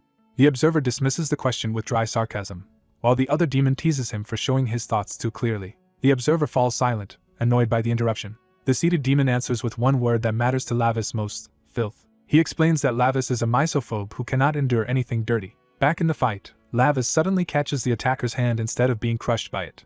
Bleeding and furious, Lavis fixates on the filth covering the subject and repeats the word like a trigger. The attacker is thrown off by Lavis's sudden change in demeanor. Lavis snaps that he can no longer tolerate the foul stench coming from his enemy. His grip tightens with new force, turning disgust into power. The subject cries out as Lavis crushes and twists his hand. For the first time, the attacker is forced back and realizes the balance has shifted. Lavis focuses on his left hand, deciding that even partial recovery will be enough. He feels as if his original demonic hand has returned, confirming that some of his old power is awakening. He steadies himself in silence, testing that restored sensation. The attacker, now sweating, senses that Lavis has become something far more dangerous. Lavis forms a blade of demonic energy so he can fight without directly touching the filthy body. He closes in at once, intent on ending the battle quickly. With a sudden burst of speed, Lavis overwhelms the subject before he can react. The attacker is stunned that a human body could produce this level of power. The blue-haired girl erupts with relieved excitement as Lavis turns the fight around. Lavis coldly repeats the insult, rejecting the idea that a mere human could be beneath him. He drives a vicious punch into the subject's face. The fused subject is hurled away and crashes across the ground. A nearby woman recoils in fear as Lavis's violence spills outward. Spitting blood, the subject demands to know what Lavis really is. Lavis answers by telling him to stop speaking with that filthy mouth and hits him again. The subject is battered backward under Lavis's relentless blows. Watching from afar, the observer notes Lavis's abrupt change with interest. The seated demon explains that the awakened test subject's stench must have pushed Lavis over the edge. He adds that getting close was difficult for Lavis precisely because he hates filth more than anything. That extreme disgust, he reveals, triggers an awakening that lets Lavis draw on a portion of his true power. The observer is shaken by the implication that Lavis can still use his old abilities in a human body. He protests that even with the demonic bloodstone, A sinner's body should not be able to wield demonic power properly. The other demon dismisses that logic and reminds him that Lavis is no ordinary case. He declares with pride that Lavis is exceptional no matter what anyone says. Then he reveals the truth behind Lavis's temperament. Lavis takes after him. Back in the fight, the subject is slammed hard against the wall, completely overpowered. Lavis approaches and tells him he is lucky to have survived this long. He clarifies that the only reason the subject still lives is because this human body should not commit murder. The subject cannot accept defeat and insists that someone blessed directly by Boar should not lose like this. Desperate, he braces himself and searches for any opening to escape or counter. He clings to Boar's blue ribbon as his last source of confidence. Lavis immediately seizes that hand and warns him not to try anything foolish. He promises to finish the fight without killing him. Lavis shifts into position for a disabling strike rather than an execution. At that moment, the observer suddenly intercepts him, blocking the blow with his bare arm. Lavis is briefly startled that someone else has entered the fight. The observer counters by smashing the subject's head down with overwhelming force. He keeps hold of the subject's arm, controlling him completely. With a precise motion, he tears the blue ribbon free from the subject's hand. The fused subject is left standing in a grotesque, broken state as the stolen power is stripped away. His body convulses and gapes in agony as the fusion destabilizes. Lavis lowers his guard slightly, watching the collapse with measured calm. He notes with relief that the unbearable stench is finally fading. Elsewhere, the app's creator sees the system output and realizes this result is wrong. He panics at the screen, understanding something has gone terribly off course. His thoughts return to the school environment that traps students in forced relationships they cannot escape. He remembers how survival there often means pretending to like others just to avoid becoming prey. He contrasts that with the cruelty of openly hating someone without any need for closeness. He recalls that he created the app because he wanted to help people find the relationships they truly needed. He insists to himself that he never made it for crime or exploitation. Driven by that conviction, he frantically starts deleting the app from the system. The deletion process begins as code and data are torn down. Outside, the thugs notice their phones and systems malfunctioning and realize something is happening inside. The creator urges the deletion to finish before they can stop him. He barricades the room with a chair to buy a few more seconds. The men outside see the barricade and understand he is trying to keep them out. They pound on the door and order someone to break in immediately. Inside, the creator commits himself to permanently deleting the app no matter what happens to him. He begs the process to finish as the alarm blares and the door strains under attack. The gang smashes through the glass and forces entry. One of them leaps inside first, furious that the creator defied them. They rush him and beat him before he can get away from the computer. Seeing the deletion bar already moving, they realize he really is destroying the app. Panic spreads among them because if their superior arrives and finds this mess, they expect to die. Curled on the floor, the creator resolves to endure the beating until the deletion completes. He grabs a shard of broken glass, searching for any desperate way to keep them back. Even while being kicked, he prepares to fight with whatever he can reach. He scrambles through the shattered room and spots a fire extinguisher. He seizes it as his last available weapon. Bruised and terrified, he turns with a desperate plan. He screams that the app belongs to him and denounces the men who stole it. Then he blasts the extinguisher, filling the room with choking white spray and blinding everyone. The smoke buys him time while the deletion bar keeps advancing. The progress finally surges toward completion. Seeing that, the creator realizes he has succeeded. But one thug charges through the haze and attacks him anyway. The extinguisher is knocked aside as the creator is slammed to the floor. The gang leader orders the others to restrain him before he can do anything else. Coughing in the chemical cloud, the others struggle to obey. The creator fights back with both hands at the leader's throat, refusing to surrender. As he is choked and fading, he thinks this is the furthest he can go. The leader sneers at him as if crushing him is inevitable. A cold voice cuts through the smoke, outraged that anyone dared touch Lavis's attendant. The gang leader turns, suddenly aware that someone far more dangerous has arrived. A hand reaches through the haze toward him before he can react. The other thugs also sense the new presence and freeze in alarm. They recognize the newcomer as Seongjin and immediately lose their nerve. Seongjin casually seizes the gang leader by the head and lifts him off the creator. The remaining thugs can only stare, unable to understand what they are seeing. Another attacker lunges, but Seongjin's eye flares as he moves to intercept. In a blur, he strikes through both men with effortless precision. They are thrown aside together, completely outclassed. Seongjin declares that he will not allow anyone to take what belongs to him, even at the cost of his life. The creator looks up at him in disbelief, calling his name as rescue finally arrives. A memory surfaces of the day the creator first showed Seongjin the app he was building. He had explained it as a platform where compatible people could gather, share locations, and even form study groups. Seongjin had been genuinely impressed that he created something so useful. When Seongjin noticed the red button, he asked what extra function it served. The creator admitted he added it because he still regretted failing to help when Seongjin was once dragged away by Taiwa's gang. Unable to find Seongjin back then, he built a feature meant to prevent that helplessness from happening again. He explained that pressing the red button would reveal the user's location only to trusted friends. And he promised that if anything like that ever happened again, he would come help no matter what. Seongjin understood that the app was never just software to him, but a way to protect the people he cared about. He accepted the app warmly and said he would install it too. Back in the present, the creator tearfully calls Seongjin's name. Seongjin shows him the app on his phone and confirms that the emergency signal came from him. The creator realizes Seongjin really received the signal he once designed in hope. The app's simple screen becomes proof that his effort reached the one person he wanted to protect. Overwhelmed, the creator breaks down in tears.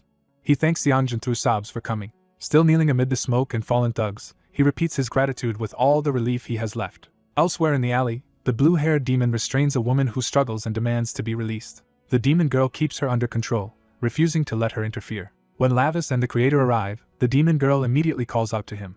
The captive woman panics, but Lavis dismisses her and says he no longer needs those people. He then notes that all the devouring flowers the enemy had prepared seem to be gone. A sudden explosion and rising flames interrupt the moment, signaling a new disaster at the battlefield. Emergency crews rush in and begin containing the fire before it can spread. As responders secure the area, the scale of the aftermath becomes clear. Among the chaos, injured people lie scattered near the burning site. One responder notices survivors or suspects among the wreckage and reacts in shock. The fused subject, horribly damaged but not dead, is shown slumped against a tree in the firelight. Lavis, the creator, and the blue-haired demon leave together through the night, moving on from the ruined scene. The creator looks back in silence, shaken by everything that has happened and by the bond that just saved him.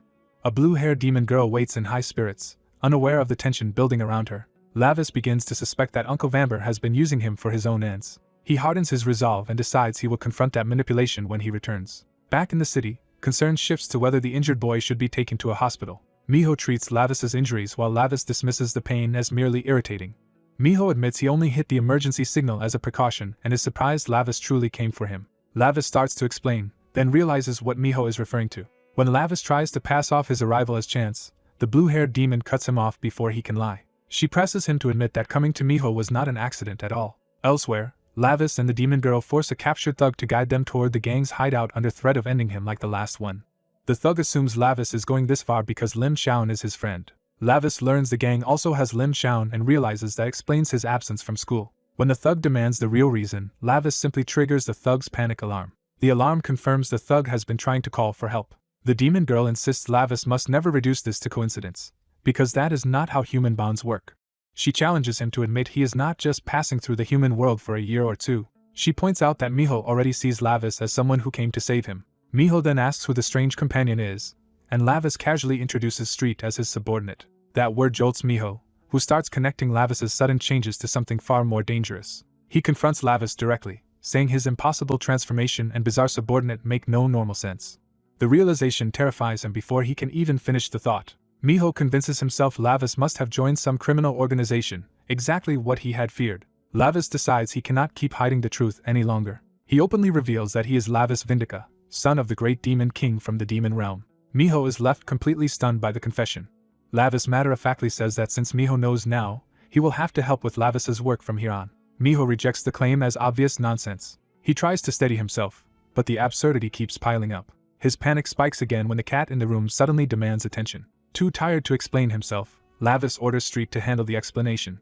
Street calmly prepares to speak to Miho directly. The fact that the cat talks sends Miho into full-blown shock. His mind nearly shuts down under the weight of it all. At the same time, another thread of the story resumes with a battered drug user on the move. After the fire, the surviving criminals decide to scatter, insisting they destroyed everything first. One badly beaten addict sees that he nearly killed the person who humiliated him. As police secure the scene, a hooded figure approaches unnoticed. The figure silences an officer before he can challenge him. The officer's resistance vanishes at a touch. He collapses while the hooded intruder reaches the police vehicle. The intruder, Lord Banby, pities the addict's miserable state. The addict recognizes Banby and begs for more power so he can kill the one he hates. Banby decides to take him away for a private talk. The authorities remain focused on the fire, unaware the real threat has slipped past them. Detective Cha learns that even the dealers have already been subdued and wonders who intervened first. She discovers the operation involved Blue Ribbon, a drug that had even passed official approval. Realizing it has already spread widely among students, she is furious at the scale of the crime. Then a sudden pain in her head hints that something supernatural has brushed past the scene. Even while reeling, she orders the others to check the police van immediately. Inside, they find the prisoner gone.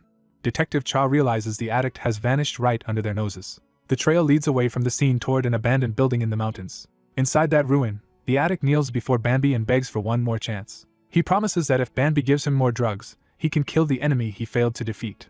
Banby answers by dwelling on the value of the flowers the addict burned. He treats those flowers with intimate, almost sacred obsession. Banby reveals the true horror of his work. He painstakingly gathered human bodies to cultivate those flowers.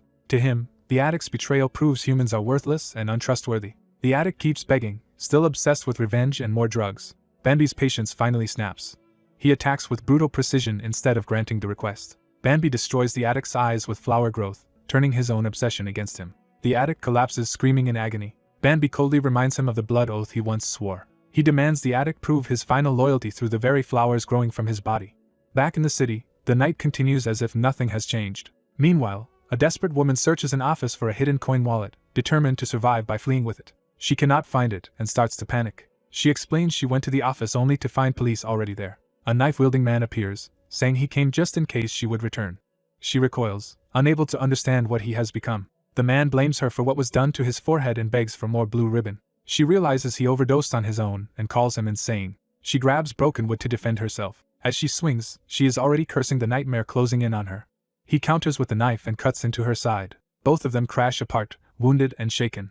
Even half delirious, he keeps demanding more blue ribbon. The drug overwhelms him, twisting his body and mind into something monstrous. Pinned by pain and the knife wound, she realizes she may not escape. She breaks down, terrified that she is about to die here. At that moment, dark demonic energy begins to gather around the transformed attacker. The energy swells as another presence enters the room. The newcomer notes that if the transformation continues, Lavis will hate the aftermath even more. The wounded woman begs the unknown figure to save her. A blonde demon refuses, saying he lacks the strength to save her and that if she is fated for hell, she should accept it. The woman can only cling to that word in despair. The demon offers a cruel compromise. Her body can remain here even if her soul falls. He then opens a path back to the demon realm.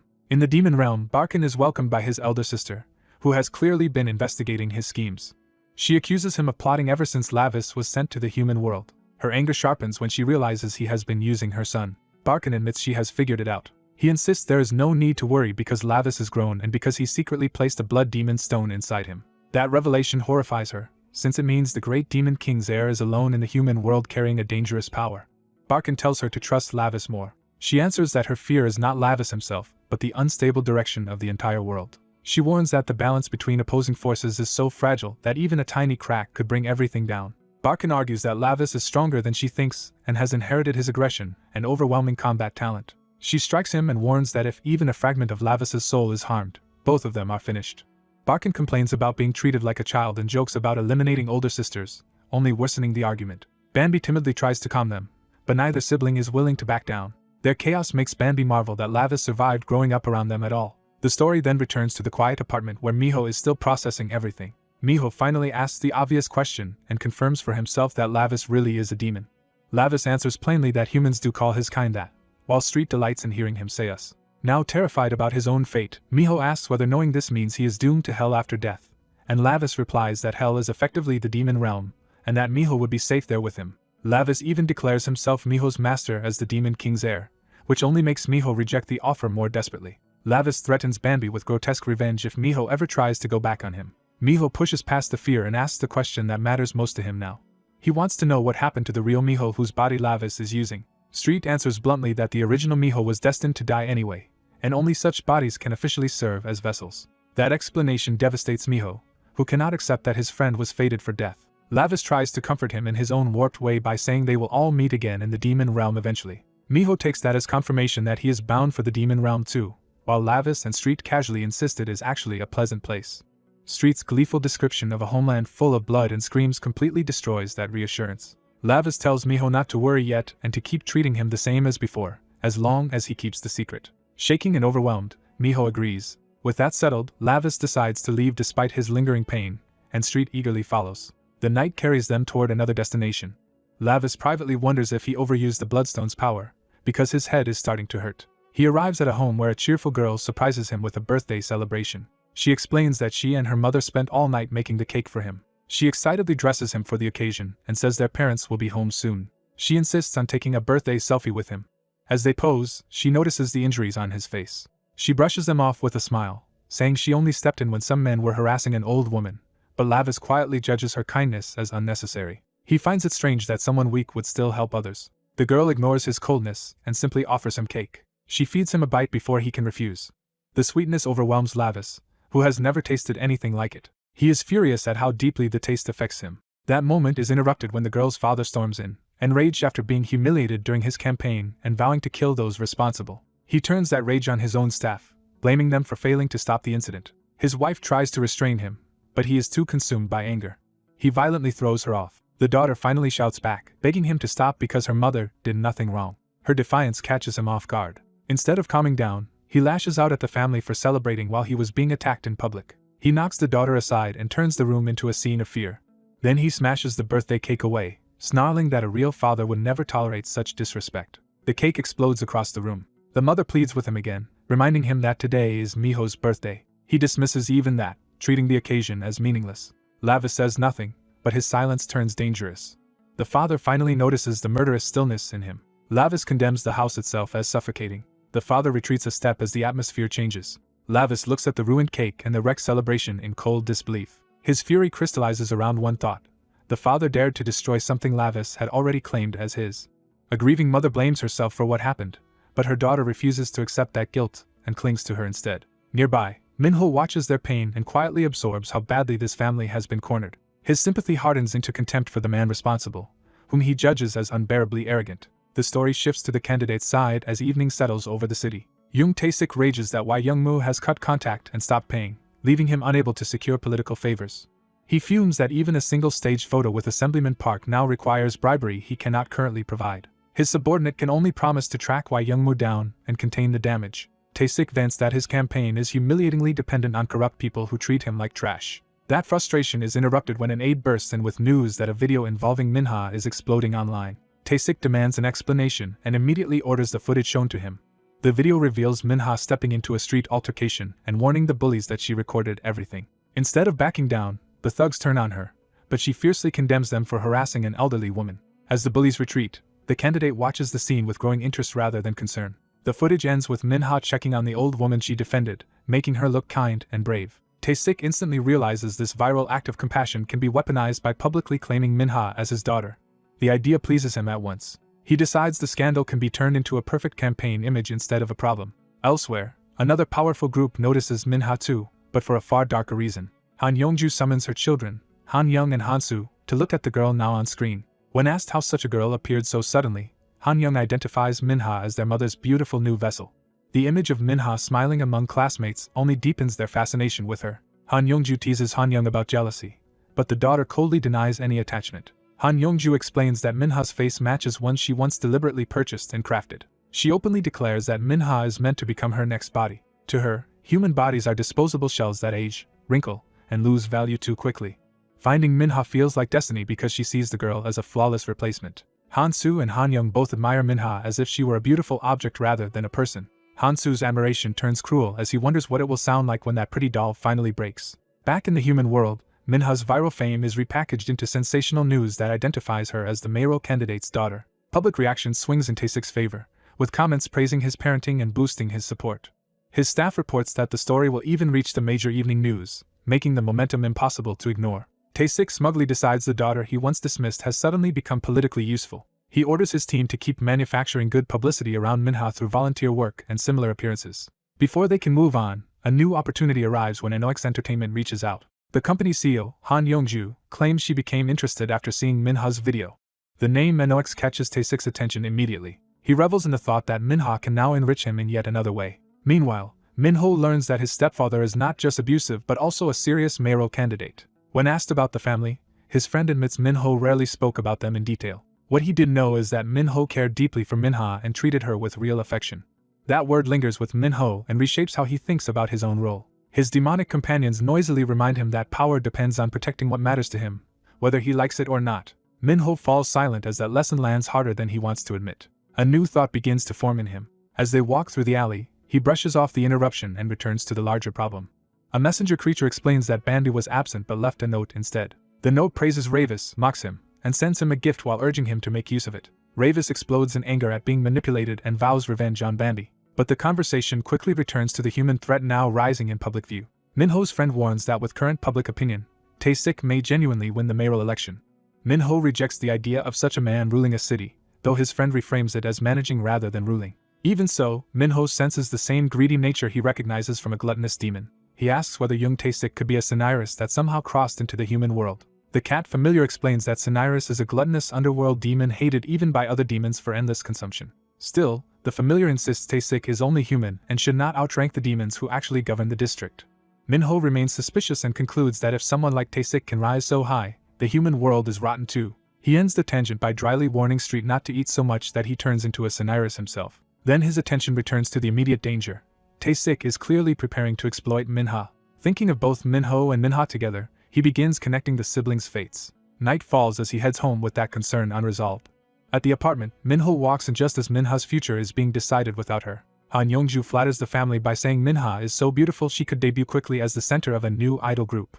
Minha's mother hesitates because her daughter is still a student and never asked for this life. Han Yongju dismisses that concern and frames Minha's beauty as a talent that would be wrong to waste. Tae-sik apologizes for his wife's reluctance, making clear he values the deal more than her opinion. Han Yongju smoothly reassures the mother while promising that Enox can balance school and idol activities. Hansu adds that modern idols can still succeed academically, but his tone makes Minho instantly distrust him. Minho studies the boy and senses something deeply wrong beneath the polished surface. Tae-sik, already sold, reduces the whole matter to signing a contract. Han Yongju presents the agreement as something that will elevate both Minha's career and Tae-sik's political future. Minha sits in silence, visibly shrinking under the pressure gathering around her. Han Yongju notices Minho and introduces herself warmly, pretending this is a normal family meeting. Minho answers only with a cold stare. Tae-sik snaps at him to show proper respect to the powerful guest. Han Yongju waves it off, but her indulgence only makes the imbalance in the room clearer. Minho remembers again that the real Minho cherished Minha, and that memory pushes him to act. Far away in the demon realm, an uncle figure reassures Ravis that he will always stand with him. Ravis rejects the sudden sentiment, uncomfortable with emotional support. The uncle recalls warning him long ago that many hostile forces would covet the ruler's power. He had told Ravis that as heir to the throne, he would eventually need allies and a faction of his own. Young Ravis had arrogantly insisted he needed only his own strength. His uncle laughed, and predicted that one day Ravis would meet people he could not help caring about. Those bonds, he said, would change him before he even realized it. Ravis had no answer to that prophecy. Unable to argue with the feeling, he chose to bury it under training instead. Back in the apartment, Minho places a hand on Minha's shoulder and calls her by name. He quietly asks whether this is truly what she wants. Startled, Minha looks up at him as if seeing a lifeline. Minho tells her that if she is being forced, she only has to say so and he will get her out. But Minha cannot answer immediately, trapped between hope and fear. That hesitation triggers a brutal memory of Tae-sik striking her mother for trying to leave. In that memory, he insists the children belong to him because they are listed under his family registry. He mocks the mother's desperation and dares her to survive without money if she leaves. When the children protest, he belittles them and their mother as naive and powerless. He teaches them his creed outright: whatever he seizes becomes his forever. He forces Minha to remember that she is his daughter and therefore his possession. Back in the present, Minha repeats that this is her own choice, but the words sound rehearsed rather than free. She says she will do it, taking the burden onto herself before anyone else can be hurt. Then she sets one condition: any money she earns must be placed in her own name. Inside, she vows that this sacrifice will become the means to save her mother and brother from Tae-sik. Tae-sik eagerly agrees, pretending generosity now that the deal is secured. Han Yongju accepts the condition just as quickly and pushes to finalize the contract. Minha asks the company president to take care of her, while privately measuring how much she must endure. Her mother, still frightened, asks one last time whether Minha is truly certain. Minha reassures her and asks for trust, choosing resolve over tears. She even thanks Minho for worrying about her, trying to ease his anger with a bright face. Minho remains unconvinced, reading the strain behind her smile. Later, Han Yongju leaves in a luxury car with her children after securing what she wanted. On the ride, she savors Minha's perfection and thinks of the girl only as her next vessel. She praises every detail of Minha's appearance and purity as if appraising a rare object. Hansu, however, brings up Minho and notes that something about him felt wrong. Han Yongju asks Han Young for her judgment, trusting her instincts more than his. Han Young concludes that Minha's brother is definitely not human. Han Yongju considers that possibility and suspects he may be a demon realm tracker. Hansu eagerly offers to eliminate the threat at once.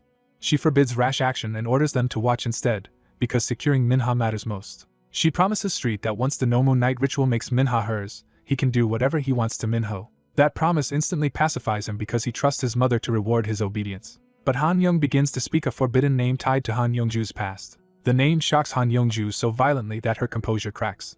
Han Young coldly warns her never to use that old name again, because she now claims a new identity and a new rebirth through Minha. She swears that no demon king or great power will stop her from succeeding this time. The next day, Minha arrives at the towering NOX building to begin the path she chose. She steels herself and decides she has to endure whatever comes. With that resolve, she steps forward into the company. Inside, Han Yongju orders everyone to focus on Minha and formally introduces her as the newest member of the NOX family. She publicly announces that the viral girl will become the center of NOX's new group, Zara. The existing trainees are stunned, especially Hyan, who had been training as center for years and is abruptly demoted to support Minha. Minha can only accept the order while Hyan's resentment ignites on the spot. The moment Han Yongju leaves, the room's forced politeness collapses. Hyan confronts Minha as a political favorite who stole her place through family connections. She accuses Minha of betraying her own earlier promise never to join unless she could be center. When Minha tries to answer, Hyan lashes out physically instead. After striking her, Hyan warns that Minha's powerful backing will not save her forever. Minha touches her cheek and realizes she has been cut. Blood runs from the scratch, turning the humiliation into something much more dangerous. Elsewhere in the building, Han Yongju is just leaving when someone notices the disturbance. Hansu gleefully senses drama and rushes to show his mother. He calls her over to the screen with childish excitement. When he reveals that Hyan clawed Minha's face and drew blood, the mood changes instantly. Minha stands frozen in the practice room while the others wait for the fallout. Han Yongju's disgust toward the attacker turns murderous in an instant. Her demonic nature surges out because someone dared damage the body she intends to steal. That night, word of Minha's debut spreads even among demons, who see it as a chance for her to dominate the human world. Street boasts that after centuries in the human realm, he always hears news first.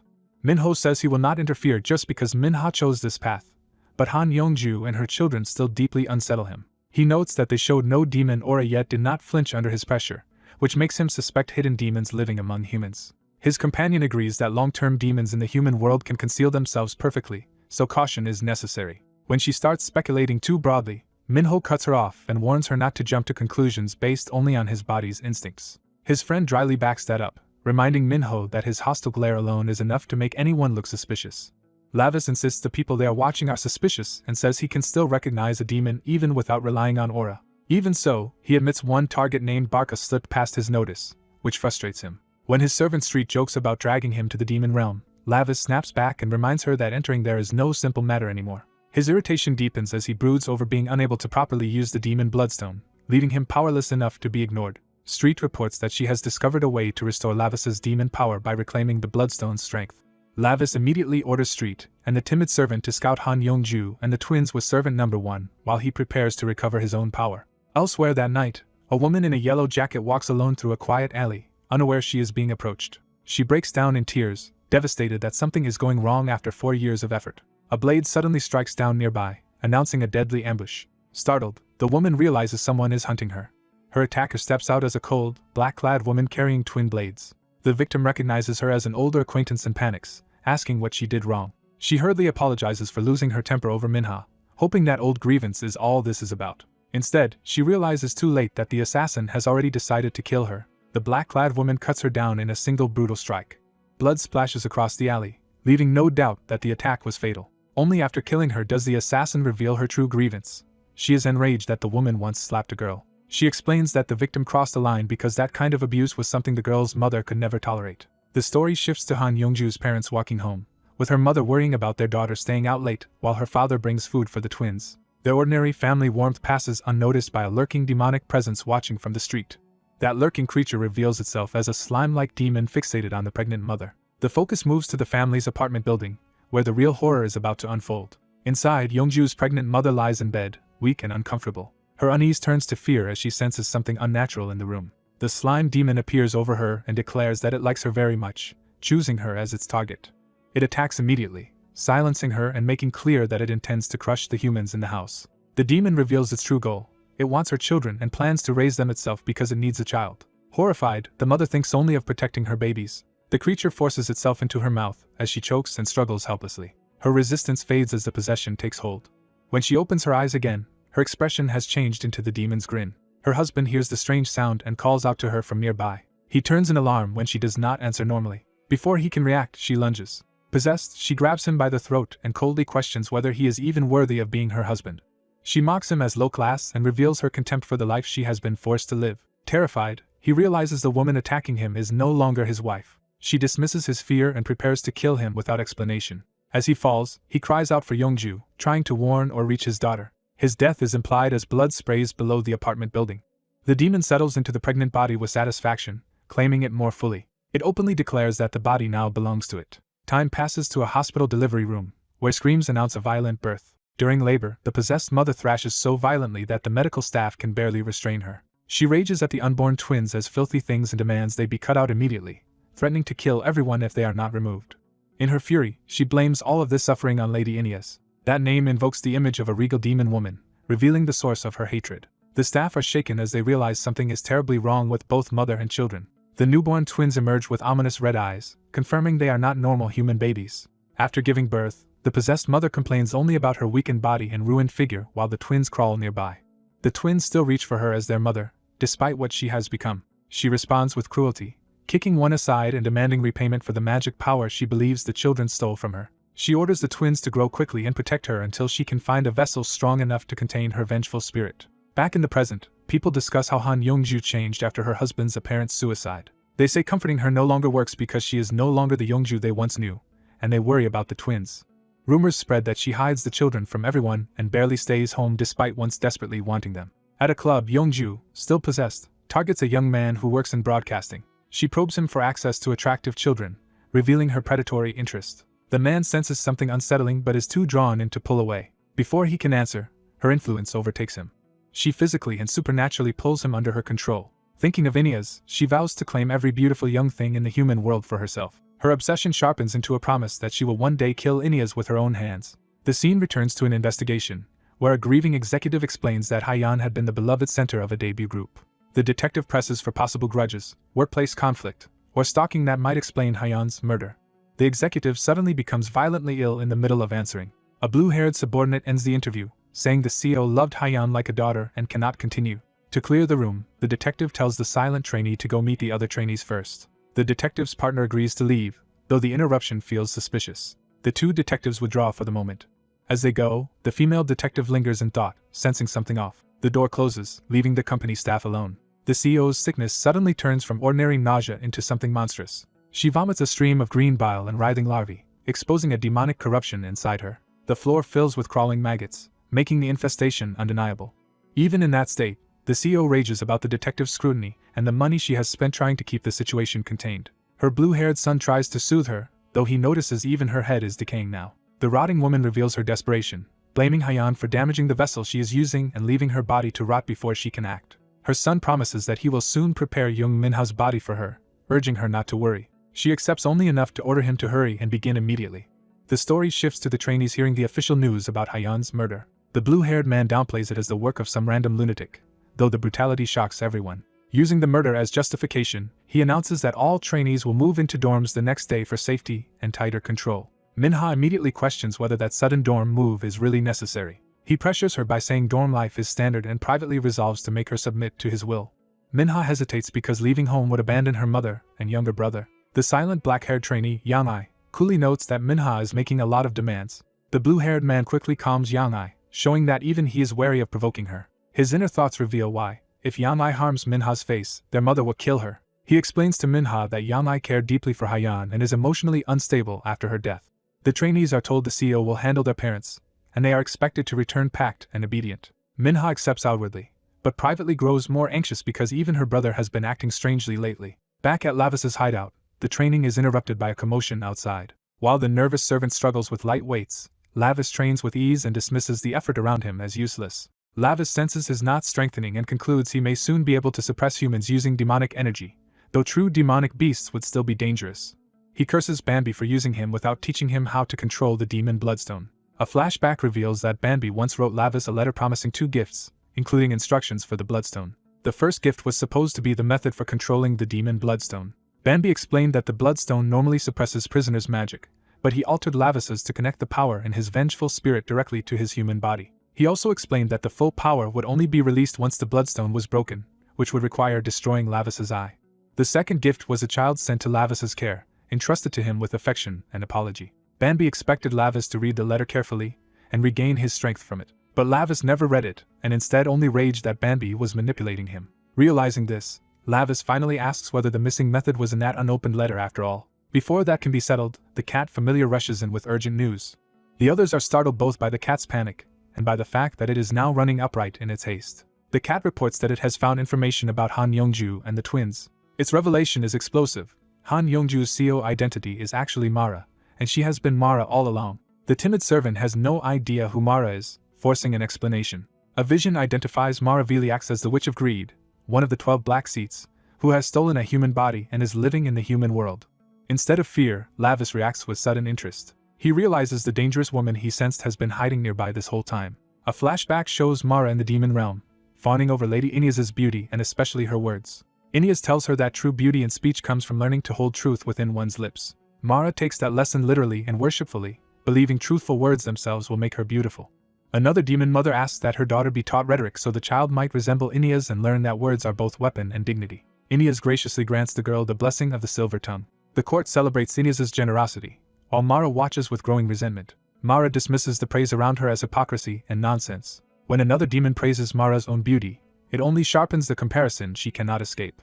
Mara grants that demon's daughter a twisted blessing instead, cursing the girl to be consumed by desire and die. The mother is horrified, realizing too late what Mara has done. Mara silently swears revenge. Her hatred crystallizes into a vow that she will never forgive Ineas. Back in the present, the cat concludes that Mara's obsession with Ineas was rooted in a lifelong inferiority complex. The timid servant adds that his mother said Mara had been like that since childhood, though no one took it seriously. He further explains that after rising to the 12 Dark Thrones, Mara was caught stealing from the spring of demon souls and fled to the human world. The timid servant wonders whether Mara approached Manhwa because she somehow knows Lavis's true identity. Lavis rejects that idea, reasoning that if Mara knew who he really was, she would never have left him alone until now. He instead concludes that in his current weakened body he cannot defeat Mara, especially if her followers are also powerful.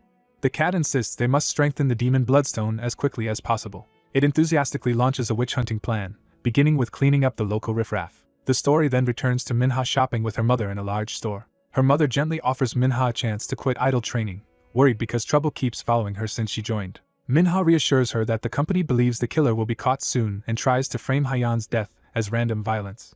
Her mother reminds her that becoming a veterinarian used to be her real dream. That reminder makes Manhwa hesitate as she looks at pet supplies and the life she once imagined. She admits to herself that reaching that dream the normal way would take too long. What she wants most is to rescue her mother from their miserable home as soon as possible through her own effort. She steels herself and grips the cart, making her decision. Manhwa tells her mother that opportunities like this are rare, dreams can change, and she intends to become famous and earn a lot of money. Her mother worries that dorm life will separate them, but Manhwa asks her not to worry and says the abusive man at home should calm down after the election. The mother can only apologize, burdened by guilt for what her daughter endures. She blames herself, thinking that if she had not remarried, Manhwa would not be suffering like this. Manhwa firmly rejects that guilt, and reminds her mother how hard she worked to raise both children after their father died. She says they were all deceived by the stepfather, who had once seemed kind before marriage. Her mother is moved but still overwhelmed by the pain of it all. Manhwa asks her to wait just a little longer, and promises to work hard for them. The chapter ends by shifting to a bright amusement park, where screams ring out from a ride. A roller coaster plunges forward with its passengers shrieking, setting up the next incident. Miho dismisses human fear as pathetic and beneath him. Street mocks that arrogance while Miho tries to hide that he is still sick from a bad ride and spoiled food. Humiliated, Miho vows he will never go through that experience again. The trio arrives at a haunted attraction whose ominous atmosphere suggests a demon may be hiding there. Street confirms this is the exact place they were tracking. Street proudly reports that a demon recently escaped surveillance in the human world, and she traced it here. Miho immediately asks for the demon's identity. They learn the fugitive is Scream, a demon that converts fear-filled screams into demonic power. Street concludes that using someone who screams easily would be the best bait. Street instantly volunteers Miho's timid attendant, who insists he has never screamed in his life. Miho heads inside anyway, while the attendant desperately tries to stay behind as a guard. Inside the horror house, the attendant panics at the decorations while Miho senses a real demonic presence among them. Miho reminds him they came to catch that presence, and tells him to stop overreacting. A hidden monster suddenly lunges, and both boys are startled into screaming. The attendant clings to Miho in terror as the attack passes. When the attendant points out Miho screamed too, Miho lies that he only pretended to test the enemy. The attendant dryly notes that this must have been Miho's first scream as well. In the darkness, a watching eye opens, having noticed them. Miho recalls that his demonic bloodstone releases more power whenever it reacts to evil in the human world. He realizes that absorbing the stronger evil of demons could unlock even more of that sealed power. Scream becomes fascinated by Miho's fresh, unusually pure scream. The demon compares it to a baby's first cry, making the attendant panic even more. Delighted, Scream demands more screams so it can feed. The attendant finally understands they have found the target and calls to Miho in fear. As Scream reaches for the attendant, Miho moves to intercept. He stops the demon cold and declares the terrified boy is under his protection as his attendant. Scream immediately senses that Miho is not truly human. Miho drops the pretense and challenges the demon to scream instead. Scream mocks him and knocks him away with ease, proving Miho is still weak. The demon ignores Miho and turns back to savor the attendant's fear. Miho gets up frustrated, realizing only his left hand is currently usable in combat. Even so, he charges back at Scream to keep it away from his attendant. Scream blocks him and taunts him for trying to crawl back into the fight. Miho is swatted aside again, unable to match the demon's speed and strength. The attendant can only scream warnings as Scream closes in once more. Scream feeds greedily on that terror and grows stronger from every cry. Miho shouts at the attendant to stop helping the enemy with his panic, and the boy tries to obey. Scream revels in the terror in the attendant's eyes and attacks Miho again. The demon even fantasizes about mutilating him for a better scream. Miho realizes he is being cornered and starts searching for a way to turn the situation.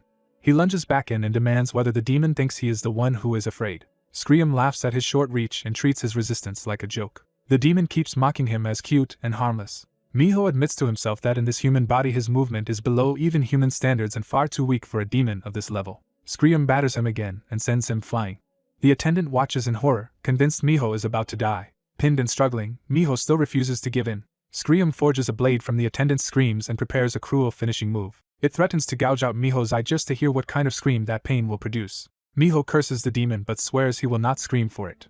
Scream decides to test that resolve by driving the scream blade straight at his eye. At the last instant, Miho realizes what is about to happen. The blade pierces his eye and shatters the seal within it instead of breaking his spirit. The attendant can only cry out in despair. Blood falls as the damage triggers a deeper change in Miho.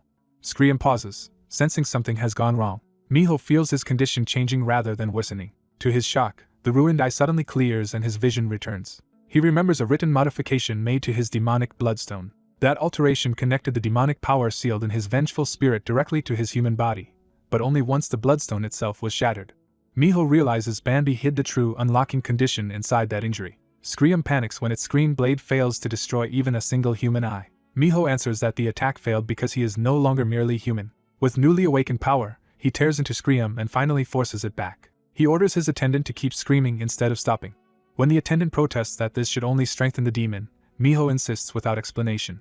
Unable to understand but forced to trust him, the attendant obeys. He steels himself and starts screaming on purpose. The forced terror becomes real enough to pour out in a continuous cry. Scream greedily absorbs those screams, unaware it is being baited. Miho realizes the opening of the bloodstone is also releasing the seal on his right leg. The attendant's scream intensifies, feeding the trap. Scream boasts that Miho's arrogance is only making it stronger. Miho reveals the flaw in Scream's power. Every time it consumes a scream, its movements momentarily slow. He prepares to exploit that opening and demands to hear the demon's own scream. Miho launches himself with savage delight, turning the hunt around. His awakened power crashes down on Scream in a massive strike. The blow tears through the demon's body and overwhelms it completely. Miho feels the shell of the demonic bloodstone fully break open. He rides the surge of power through the collapsing demon.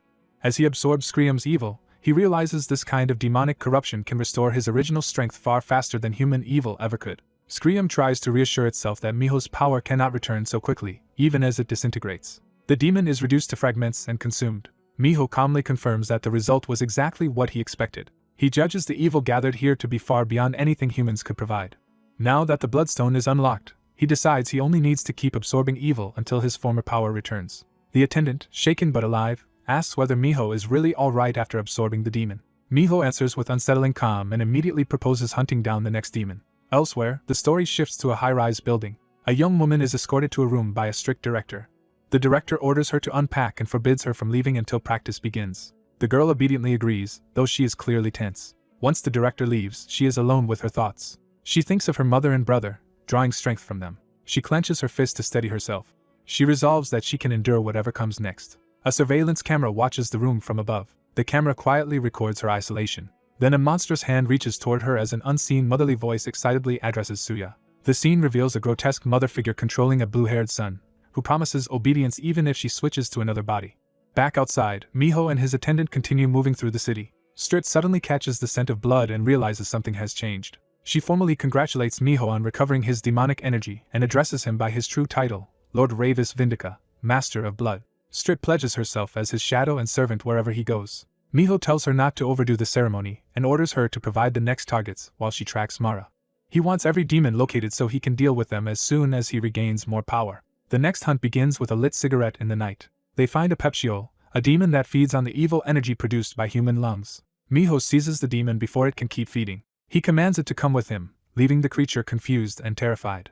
Instead of negotiating, he simply tears into it with blood power. The foul stench disgusts him and makes both boys cough. Miho immediately asks for the next target. They move on to Askra, a demon that steals the memories of drunk humans, and Miho cuts it down just as quickly. As he absorbs another demon, he remarks on how filthy they all smell and wonders why so many demons survive by feeding on humans. He explains that demons who cross into the mortal realm lose their demonic energy at the barrier and must replace it somehow or die. The attendant finally accepts that possession and these supernatural horrors are real. With enough mana gathered, Miho decides to try restoring one of his old weapons. The attendant watches in amazement as power gathers in Miho's hand. Miho successfully summons Damerkal, his sword, though not yet in its full form. The attendant worries that sending Strit alone after Mara is dangerous. Miho dismisses the concern, reasoning that Strit's tiny demonic presence makes her hard to notice. Hidden nearby, Strit has already transformed into a small bat-like scout. While waiting, she complains that the mission is starving her. She suddenly spots something important. Strit dives after the clue at full speed. She snatches up a strange worm-like insect and realizes it matters. The discovery shocks her. Strit identifies the insect as being infused with Mara's demonic energy. She rushes back to report the finding to Lord Ravis at once. Meanwhile, a car emerges from an underground parking structure. The vehicle pulls away into the night. Inside, the blue-haired son proudly tells his mother he cleanly knocked out the girl and asks for praise. The hooded mother encourages him to continue. He eagerly urges the unconscious girl onward as if she were already his possession. The captive remains limp and unaware. Strit returns in a panic, but with the parasite still in her mouth she can barely get the warning out. After spitting it out, she presents the foul thing to Miho and Street. Miho identifies it as Mara's parasite, and concludes Mara lost its original form crossing the barrier and possessed a human body instead. He explains that if a parasite has emerged, Mara now needs a new host because a human body cannot contain that soul for long. The attendant realizes Mara's earlier interests may have been directed at Minha's body, and Miho agrees that Mara has always coveted youth and beauty. Miho angrily insults Mara as a decrepit old woman, leaving the attendant baffled by the personal tone. When asked about his mother's age, Miho casually reveals she would be over 6,000 years old in human terms. He then tries to remember his own age and drifts into an old memory from when he first visited the mortal realm with his uncle. In that memory, he watched humans constructing a monumental structure. His uncle boasted that the humans were building a temple for him. The uncle declared himself a being far above lesser devils and tried to impress his young nephew. But a scholarly companion corrected him, explaining the humans were actually worshipping Ra of the heavenly realm. The uncle exploded in outrage that anyone would honor a god he claimed to have defeated. He finally brushed the correction aside and decided that since he had won, the temple belonged to him anyway.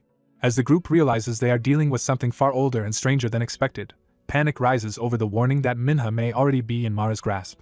The blue-haired demon girl urges immediate action, fearing Lord Ravis's younger sibling will be devoured if they hesitate. Miho falls silent as the warning lands and he starts connecting it to Minha. He finally understands the crisis clearly and realizes Minha is the one being consumed. The story shifts to the hidden building deep in the forest where the truth behind Mara's scheme is unfolding. At the site, a hooded, decaying woman recalls the night she was born as she arrives with her children and an unconscious girl. She describes this place as a concealed gap between worlds, hidden even from heaven. One of her children checks whether they have reached the correct destination. She confirms that this building sits in a rift between the demon and human realms, perfect for her purposes. The others are unsettled as they take in what lies inside. They enter a chamber filled with corpses and strange flowers, revealing that Mara has turned the place into a grotesque garden of death. A horned demon confronts them, demanding to know who has invaded his domain. The hooded woman calmly identifies herself as Mara Belias and declares that she has claimed the rift for herself, shocking the demon. Mara mocks him as a fallen former power who can no longer wield proper magic and orders him out of what she now considers her territory. The demon is distracted by the bodies and flowers, while Mara's son casually warns him not to step on the blossoms. Mara admits she is currently weak and that merely maintaining a human body is exhausting her. To compensate, she reveals the children she prepared to protect her. The demon recognizes them as human-demon hybrids and sneers that their parents look pathetic instead of protective. Mara dismisses his judgment and insists that since she gave them life, they exist to serve her, while scorning his flowers as worthless weeds. The insult enrages the demon, who reveals the flowers are sacred to him. He lunges in fury, unable to bear that no one recognizes the value of what he treasures. His attack crashes into the chamber with explosive force. Mara's son intercepts him, while still carrying Minha, casually knocking the demon back and treating the assault like an annoyance. Mara praises her son with twisted maternal pride. The scene flashes back to the origin of Mara's hybrids, beginning with her obsession over a stolen substance called the demonic soul spring. She had forced the stolen liquid down crying children's throats, commanding them to swallow it so they could become useful to her. The demonic soul spring is introduced as a legendary source of power from the deepest valley of the demon world. It is said to be formed from the tears of the god who created the world and to serve as the source of magic itself. For Mara, it was the only holy water capable of satisfying her greed. She had stolen it in defiance of its rightful monopolizer, and cursed him as she clutched the prize. Even as the children suffered, she coldly decided the sacrifice was acceptable if it made them strong enough to protect her. Her true goal was to survive in the human world until she could find Circle, hidden there. Back in the present, Miho's group races through the forest as the scent of Mara grows stronger. Their guide confirms they have found the source of the stench at the isolated building. The students are stunned to find such a structure hidden in a place like this. The blue-haired girl admits the smell is so overwhelming that even her nose has become useless. Miho, desperate and out of breath, begs Minha's brother to save her no matter what. The stoic boy decides to move in, dragging Miho along despite his protests. He dryly tells Miho that if nothing else, he can at least serve as a shield. The blue-haired girl throws her support behind Lord Lavis and urges him to defeat Mara. Lavis unexpectedly orders her to come too, saying they need numbers. She is horrified to learn that she has just been drafted into the fight as well. Her courage falters and she briefly regrets ever leaving the safety of her former master for wealth and glory. Inside, a magic circle activates around Minha's body as Mara's ritual nears completion. Mara delights in the response and calls for the ritual to continue. The fallen flower demon, now cornered, begs the Witch of Greed for mercy and offers his usefulness if she intends to remain in the human world. Mara's son immediately asks to keep him alive as a servant who can handle minor tasks. The demon bitterly notes that all of them are equally rotten. He condemns the whole group as a fitting cluster of addicts, runaways, and hybrids bound together by greed and betrayal. Mara suddenly notices a familiar face among the intruders and realizes Minha's brother has arrived. Miho is shaken by the chamber of corpses and struggles to accept that the horror before him is real. A flower-covered survivor addresses him by name, revealing he has been here all along. The survivor identifies himself as I'm Xian and reminds Miho that he once saved his life, expecting obedience in return. Miho recoils in disgust as he realizes he has stepped into the true demon world. The flower demon recognizes that Xian's interference ruined his earlier plan. Mara's son, trusting his instincts, declares that Lavis is no ordinary human and asks his mother if she knows who he is. The blue-haired girl proudly reveals that the quiet student is actually Lord Lavis Vindica, a fallen demon noble feared for slaughtering the Bauer family. Mara is stunned to learn that the boy before her is the son of the great demon King Ineas and the very Lavis Vindica she knows by reputation. The revelation triggers old hatred, as Lavis is remembered as the butcher who wiped out her family. Mara quickly reframes the situation and realizes this is her chance, because Lavis is trapped in a human body and far from his former peak. She decides she can finally avenge her family with her own hands. Her hatred spills over into resentment toward Ineas, whom she blames for sending her cherished son into the human world to interfere. Lavis calmly assesses the battlefield and concludes he cannot fight Mara and both hybrids at once, especially with the unreliable Bauer survivor nearby. He chooses to remove one variable first and orders Bauer to leave. The flower demon refuses, furious that Lavis still carries himself like a lord of the demon world. Lavis answers with a burst of blood magic and warns him to flee if he does not want to die here. The threat instantly breaks the demon's nerve. Lavis then declares himself the Lord of Blood and orders the demons hiding in the human world to behave until his return if they wish to survive. Mara is horrified that he can still use magic despite being in a human body and demands to know how. Her son curses the situation as the balance of power shifts. The flower demon is blasted out of the building, removed from the immediate conflict. Lavis coldly tells Mara that stealing another person's body is not something done without paying a brutal price. Mara fixates on being called an old woman and lashes out more from wounded pride than strategy. Her son tries to calm her, warning her not to overexert herself in her decaying state. She reins herself in, but her curiosity sharpens as she studies Lavis more closely. Mara decides the cruelest revenge would be to tear apart the child Ineas treasured most and imagine the mother's reaction. Lavis answers that he is equally curious to see Mara's face if the children of the woman she envied all her life were the ones to die. Provoked, Mara orders her twins Hansu and Henyang to bring her Lavis's tongue. The twins arm themselves with chain maces and rush to obey. The son eagerly volunteers to strike first and promises his mother she will not wait long. The daughter silently joins the assault with deadly focus. The son boasts that his own strength is enough and dismisses the need for his sister's help. The battle erupts as Lavis, the daughter, and the blue-haired girl all move at once against the twins' weapons. The daughter orders Hansu to stay out of her way, making clear that the twins are already competing instead of cooperating. Hansu ignores her and complains that she is blocking his attack. She snaps back that he should stop talking and simply cover her blind side. Lavis immediately notices that their teamwork is non-existent and decides to exploit it. He maneuvers so that the twins' attacks threaten each other more than him, betting they will self-destruct before finishing him. Hansu nearly gets hit by his sister and yells at her instead of focusing on Lavis. Lavis reads them perfectly, recognizing one as recklessly overconfident and the other as bitterly cynical, a pair made to fracture. He drives his blade into the chaos to widen the split between them. The daughter is forced to block Lavis while also avoiding her brother's interference. Hansu's chain mace slams into her weapon path, ruining her rhythm. He only grows more frustrated and swings harder, determined to claim the kill himself. The daughter realizes her brother is becoming a liability. Lavis capitalizes on the opening and cuts into her at close range. Seeing the twins' strength even in mixed blood, Lavis wonders what exactly Mara did to create them. Hansu takes pleasure in his sister's setback and vows that he will be the one to take Lavis's tongue. Lavis counters his charge and wounds him as well, refusing to let either twin dominate the fight. The daughter retaliates, insisting that if Lavis dies, his head belongs to her.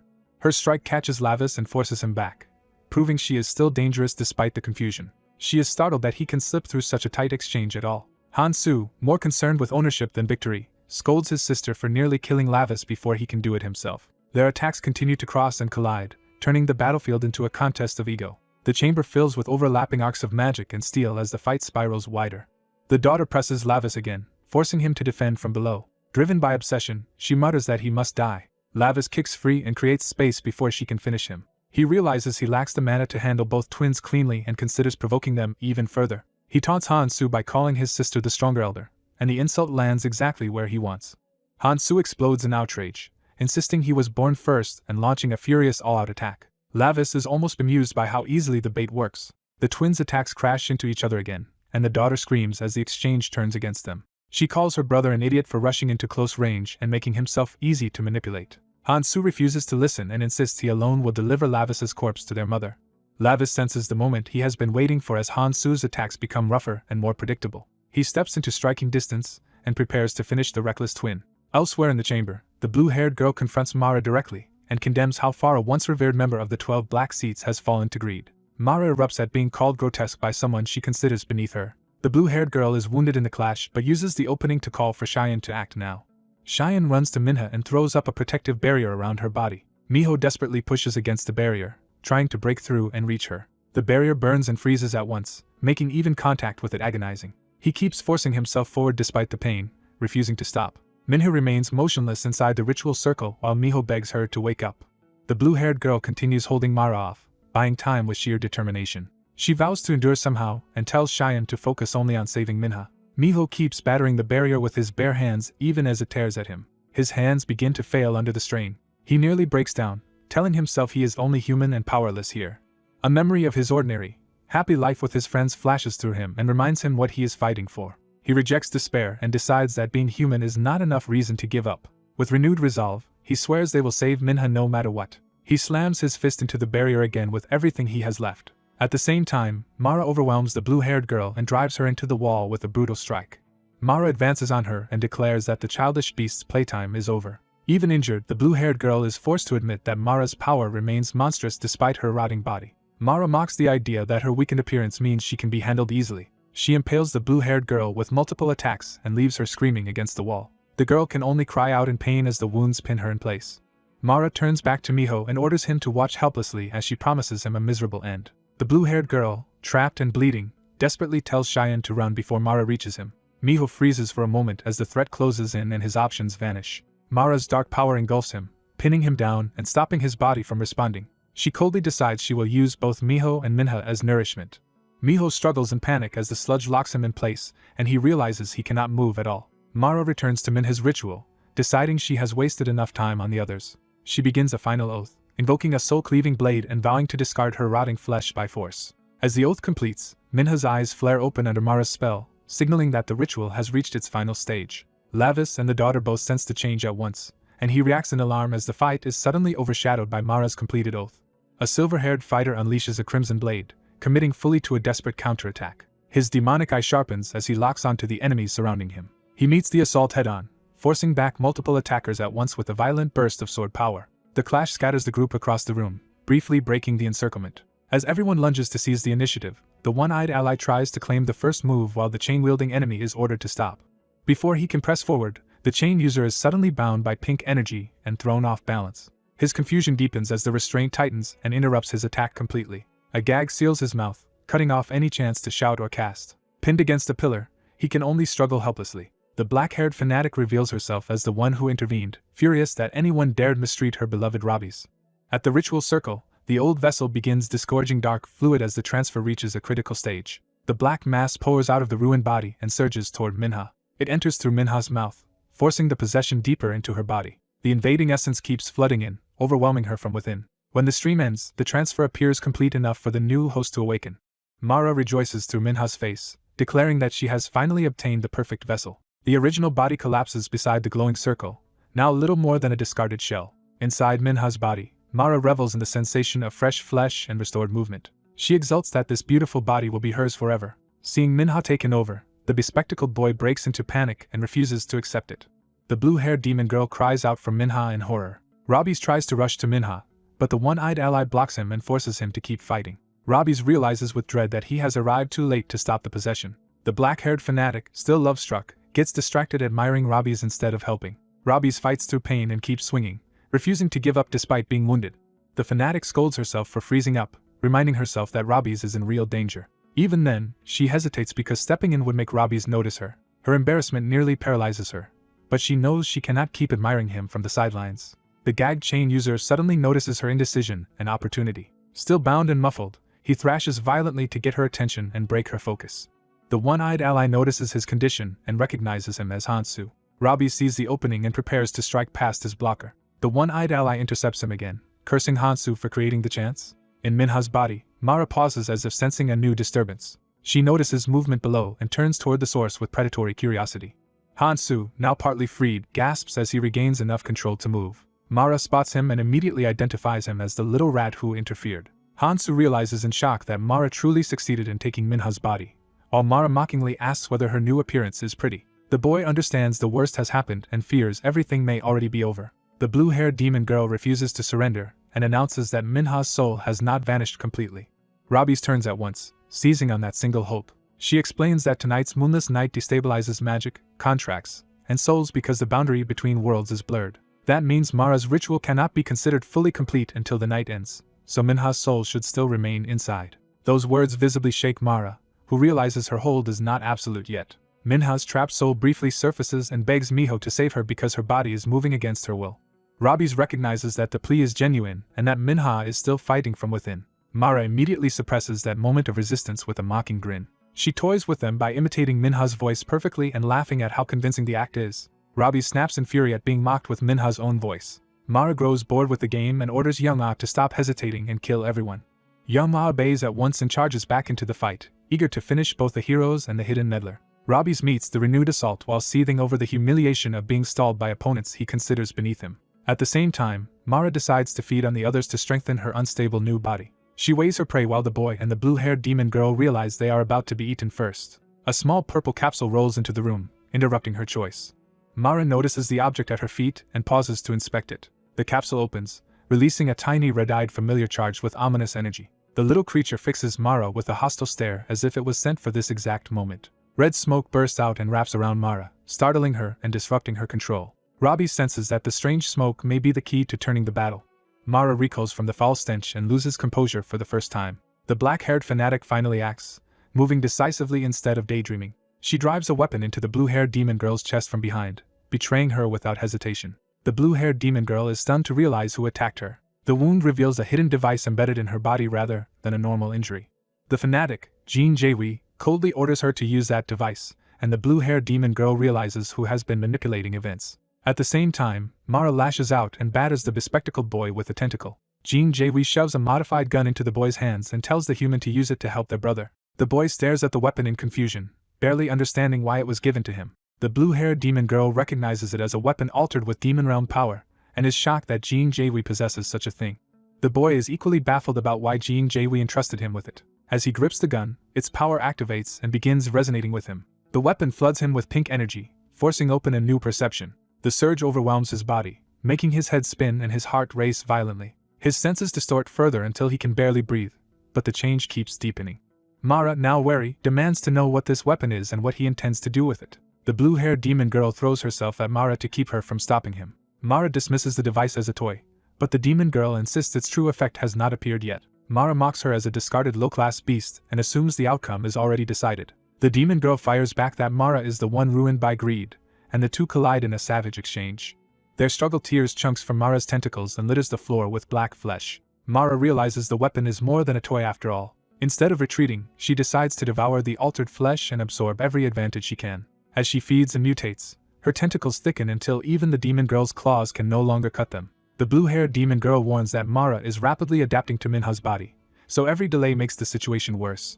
Mara savors the prospect of eating a fresh demon beast next. The demon girl suddenly notices the true source of Mara's incomplete transfer. She identifies the umbilical cord still connecting Mara's new vessel to the old corpse. She explains that Minha is only human, so she cannot absorb all of Mara's essence at once. That is why the original body and the magic circle are still preserving the transfer process. Mara lashes out with a sweeping tentacle strike to stop the explanation. Even while defending herself, the demon girl shouts that they must sever the cord or break the magic circle protecting the corpse. Meanwhile, the boy notices Minha's breathing stabilizing, proof that the possession has been disrupted. He looks at the strange gun and struggles to understand how he can use it to help. Then he spots the old body lying inside the barrier and begins connecting the clues. He realizes the tentacles are still linked to that corpse, not fully rooted in Minha yet. From that, he concludes the transfer into Minha has not finished. He further understands that the magic circle exists to protect the original body until the transfer is complete. A plan forms immediately. If he can destroy the circle, there is still a chance to save Minha. The weapon's power sharpens his vision until the hidden logic of the spell becomes visible. To his astonishment, he can literally see the structure of the magic circle and realizes it can be analyzed like geometry. He reframes magic as mathematics, reducing the circle to shapes, formulas, and solvable structure. With that insight, he identifies the circle as the system maintaining the connection between the corpse and Minha, and resolves to find its weak point. He begins writing glowing equations in the air, translating the spell into mathematical terms. As he studies the barrier, he traces the mana flow, identifies the core pattern, and starts deriving the seal's hidden extremum. The blue-haired demon girl realizes in amazement that he is actually solving the magic circle in real time. She also understands that Jin Jaewi's weapon must be what allows a human to analyze magic this way, and fights harder to protect him. Mara recognizes the danger and lunges for the boy, determined to kill the rat before he finishes. The demon girl intercepts her again, buying him the time he needs. The boy converts the circle's structure into matrix form and keeps reducing the spell with relentless logic. He realizes the circle has only one true weakness, and that finding the key value will expose it. He solves it at last, identifies the critical point, and knows exactly where the spell can be broken. He raises the gun and targets the circle's local minimum, treating the spell like a theorem to be disproved.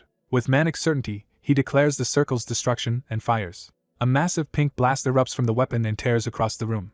The beam slams into the barrier with overwhelming force. The impact keeps drilling through as the spell begins to fail. The shot punches directly into the circle around the old body and shatters its protected center. Mara whirls around in disbelief as her ritual is sabotaged. The recoil and backlash hurl the boy across the floor, but the shot has already landed.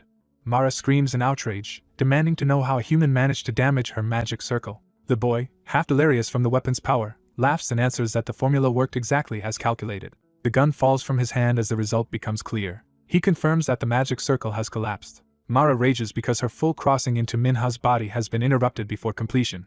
The blue-haired demon girl praises the boy's success and takes over the battle's final step herself. She rushes straight for the old corpse, and Mara realizes too late what she intends. Ignoring Mara's protests, the demon girl reaches the original body. She hacks into the corpse with brutal precision, aiming to sever the remaining connection. Mara howls as the attack tears into the source body, sustaining her transfer.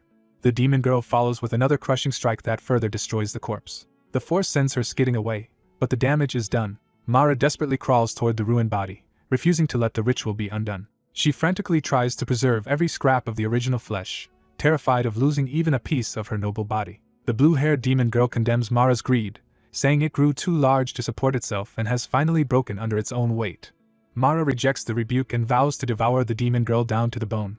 The demon girl answers that Mara's greed and the filthy things clinging to it will burn away together. At that moment, a transformed Robbie steps forward, radiating ominous power while holding the defeated enemies by the head and shoulder. One of the beaten attackers apologizes to Mara and reveals that the red smoke was absorbed by Robbie's, causing his sudden surge in strength. Mara realizes with alarm that the smoke empowered the wrong person. The tiny familiar confirms that the earlier smoke was the trigger for this change. From the sidelines, Jin Jae-wee watches with satisfied affection, as if this outcome was exactly what she wanted. A flashback reveals that in the demon realm, someone deliberately drew blood from Robbie's original body and preserved it. That blood had been kept in reserve as a last resort, despite the reluctance to use it. The one who prepared it explains that Ban Vega left instructions for Robbie's. Those instructions said that a special demon blood stone had been implanted into his new body. If he absorbed blood from his main body, he could recover part of his original power. Now restored in part, Robbie's feels the freshness of that long-lost power returning to him. Mara lashes out in frustration, berating her allies as useless because even together they failed to stop this one reversal. The battered chain user can only groan as the balance of power shifts decisively away from Mara. A woman is suddenly struck from behind, and the fight begins with brutal force. Both sides lock into a murderous clash, each glaring at the other with raw hatred. The horned boy stands in the center of the assault and calmly deflects attacks coming from every direction. The chained young man takes the opening as permission to kill and turns his rage on his own mother. The bob-haired woman also throws herself in, consumed by the same urge to slaughter him. Even while wounded, the boy repels both of them at once and keeps control of the battlefield. The orange-haired woman demands to know why Robbie's Vindika, who claims to be the demon realm's prince, would risk himself for an ordinary human girl. She presses harder by insisting the girl is not even his real little sister. Instead of answering directly, he recalls a cake his little sister once fed him. He reveals that simple memory mattered so much to him that he still remembers its taste in the middle of battle. His enemy is thrown off by how irrelevant and absurd that answer sounds. To him, that cake was not merely human food but something sacred, proof of a warmth beyond the demon world. The chained attacker cannot understand why a demon would speak of anything heavenly. The boy asks whether they have ever shared something as innocent and loving as feeding each other cake. The bob-haired woman mocks the sentiment as madness unless the cake had been used as a weapon. He accepts the insult without flinching and moves to strike. His counterattack cuts the bob-haired woman across the neck and stops her advance. Blood splashes across his face, but he remains cold and focused. He tastes the blood almost thoughtfully, as if confirming something. That taste triggers a sudden realization in him. He remembers a little girl proudly showing her mother a perfect score and hoping for praise. Instead, the mother dismisses both children's efforts and treats their hunger and achievements as annoyances. She leaves them with nothing but contempt, calling them useless. The children are left in silence, swallowing the hurt. The girl learns that studying and cleaning mean nothing if her mother refuses to care. She comes to believe that no amount of effort can earn her mother's approval. The memory shifts to a cafe where the mother's jealousy finds a new target. She sneers at another woman's fake smile and blames her own children for ruining her chances with men. She drags the children into her bitterness and asks them to share in her hatred. The little girl silently absorbs every word. Then she acts on that hatred and approaches the woman her mother despises. She runs straight toward her target without hesitation. The girl shoves hot coffee onto the woman, attacking her exactly as her mother wanted. The cafe erupts in confusion, while the victim screams in pain. Instead of scolding her daughter, the mother shields the girl and offers to fix the woman's clothes. She quickly removes the children from the scene before consequences can catch up. Outside, she keeps them close and pretends to ponder what to do next. But her smile reveals she is pleased. She praises her daughter for hurting the woman she envied and treats cruelty as something adorable. For the first time, the girl feels the intoxicating reward of being praised by her mother. The boy, desperate for the same affection, begs for his turn and is promised one later. The mother teaches the girl a twisted rule: hurt the people she envies, and she will love you. She teaches the same lesson with violence too, praising attacks on those she hates. Under that warped affection, the girl grows into the obedient child her mother wants. The mother keeps reinforcing that obedience by admiring how well the girl follows every instruction. The girl accepts that role completely, even when it leads to bloodshed. She stands over a victim with a blade and declares that she will do anything her mother says. The mother lovingly rewards that devotion and urges her to kill again in the future. The girl convinces herself that if she kills whoever her mother names, she will finally be loved. That delusion becomes the center of her life. Remembering it now, she still clings to that same warped comfort. Back in the present, the horned boy bitterly concludes that their mother truly raised them into monsters. The bob-haired woman keeps attacking him in a frenzy, screaming only for his death. The chained young man also lunges in, determined to kill him first. Their mother drives them on, ordering them to hurry up and murder him. The boy answers their frenzy by recognizing the ugliness of what they really are. He calls this spectacle the true face of demons. He decides they are finally worthy of being killed by his own hand and of being judged as demons. The orange-haired woman notices his eyes change and realizes something in him has awakened. She recognizes that transformation with sudden fear. What she sees is Varkan, a battlefield beast known for ferocity. The boy accepts that savage state without hesitation. In the chaos, the bob-haired woman severs the chained young man's arm, and he howls in agony. The boy mocks her for still worrying about her sibling even while trying to kill him. The wounded young man immediately blames his sister for failing him instead of blaming their enemy. That betrayal makes her snap toward him in disbelief. Even while dying, he threatens her and demands she kill their enemy, or he will kill her first. The horned boy delights in their collapse and urges the fools to keep tearing each other apart. The bob-haired woman finally understands how thoroughly they are being manipulated. She abruptly turns on her brother instead of the boy. Her blade flashes before he can react. She drives the sword through him from behind, ending his attack herself. The young man collapses, screaming as blood pours out. He writhes in pain and realizes too late that he has been abandoned. As he dies, he still reaches for his mother instead of cursing her. Their mother dismisses him as useless to the very end and orders her daughter to leave him and keep fighting. The daughter obeys at once, because her mother's command still rules her. The dying brother can only beg not to be abandoned. His last thought is still a plea for his mother. The orange-haired woman throws her black tendrils at the boy and demands he stop resisting and die. He meets the attack head-on and refuses to be overwhelmed. Assessing the situation, He realizes one enemy is down, but Mara is nearly taking over Minna's body. He understands that if he delays any longer, Minna may never return. Even though his borrowed body is reaching its limit, he resolves to act immediately. He decides to gamble everything on one final surge of power. He launches himself straight through the storm of tendrils toward Mara. He crashes into the bob-haired woman first, using her as part of his opening. He seizes her head and neck with brutal force. Then he bites into her neck and starts drinking her blood. He feeds greedily, using her blood to strengthen himself. Mara is horrified by what she is seeing. The woman's body goes limp in his grasp as he drains her. He drops her aside once he has taken enough. By absorbing blood up to the limit of this body, he forces a dangerous power increase. He unleashes that boost all at once and dives back into the fight. Mara panics and tries to hold him off with a wall of tendrils. He tears through the mass like a monster, no longer looking human. Mara screams in disbelief that Robbie's Vindika still will not die. He keeps carving through her power despite the strain ripping through him. Inside, he admits this body is breaking apart and cannot endure much more. He feels as if he is being crushed to death from within. Even so, he forces himself onward through the pain. Mara lashes out again in desperation. He evades and closes the distance before she can finish him. She rages that he is ruining everything at the last moment. He answers by driving a crushing blow into her and stopping her momentum. The impact slams her down hard. He pins her by the throat and treats her as filth beneath him. He declares that it is over because the foul lifeline sustaining her has been severed. Mara refuses to accept death and insists she cannot die at the hands of someone like him. He offers one final warning: leave Minna's body willingly, and he will spare her. The promise shocks Mara, and she immediately clings to it. To make it convincing, he swears as Robbie's Vindika on the honor of the great demon king's bloodline. Mara quickly realizes he fears losing Minna if she self-destructs inside the body. She decides she can abandon this vessel and simply find another later. Trusting his oath, she demands he drop his sword first as proof. He agrees outwardly, saying there is no other way for now. Instead of disarming, he cuts his own hand with the blade. He lets the blood fall and prepares a different method. Then he orders Mara to come out of Minna's body.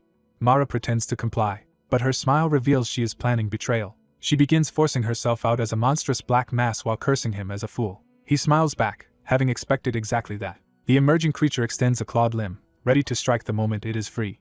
He grabs the exposed form without hesitation. Mara is stunned to discover the hand holding her is not human at all. He admits that he never actually knew how to remove her from Minna's body and only tricked her into exposing herself. The revelation leaves Mara reeling. She screams that he lied even after swearing on his family and father's honor. He coldly answers that only his own honor matters to him, not hers. Now separated from Minna, Mara panics and begs not to be forced out completely. He mocks how pathetic she looks once stripped of her host. Mara can only stare in shock as her advantage vanishes. Minna's body slackens, freed but barely conscious. The extracted demon shrieks in agony while he holds it aloft. Its arrogance collapses into begging, and it promises total obedience if spared. It pleads desperately for mercy. A thin black thread still trails from Minna, showing the last connection between host and parasite. Though badly injured, the bob-haired woman rises again behind him with a sword, trying to seize one last chance. The demon immediately tries to use her, praising her and urging her to kill him quickly. Driven by the same hunger for approval, she raises her blade for a final strike. He senses the attack at the last instant. Before he can fully react, the dying young man impales his sister from behind, accusing her of trying to claim their mother's praise alone. With his last breath, he rejects the idea of letting her have that reward by herself. She coughs blood as the betrayal lands. The two siblings collapse together in a pool of blood, destroyed by the same twisted love that shaped them. Watching this, the extracted demon rages that the boy is throwing away his last chance. He dismisses the siblings' obsession with motherly love as a foolish way to die. Still trapped in his grip, the demon begs for another chance and claims a past bond with his mother, hoping that lie will save it.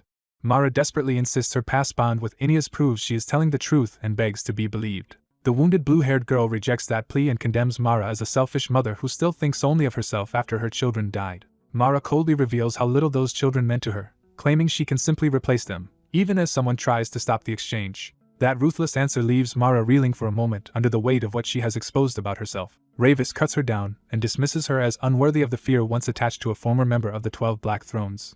Even severed and collapsing into slime, Mara refuses to die quietly and clings to her hatred. She fixates on Ravis Vindika, furious that he has reduced her to such humiliation. Her rage deepens when she realizes the one who defeated her is Ineas's child of all people. Unable to accept that defeat, Mara vows revenge and tries to kill him anyway. Ravis answers her last attack by moving in without hesitation.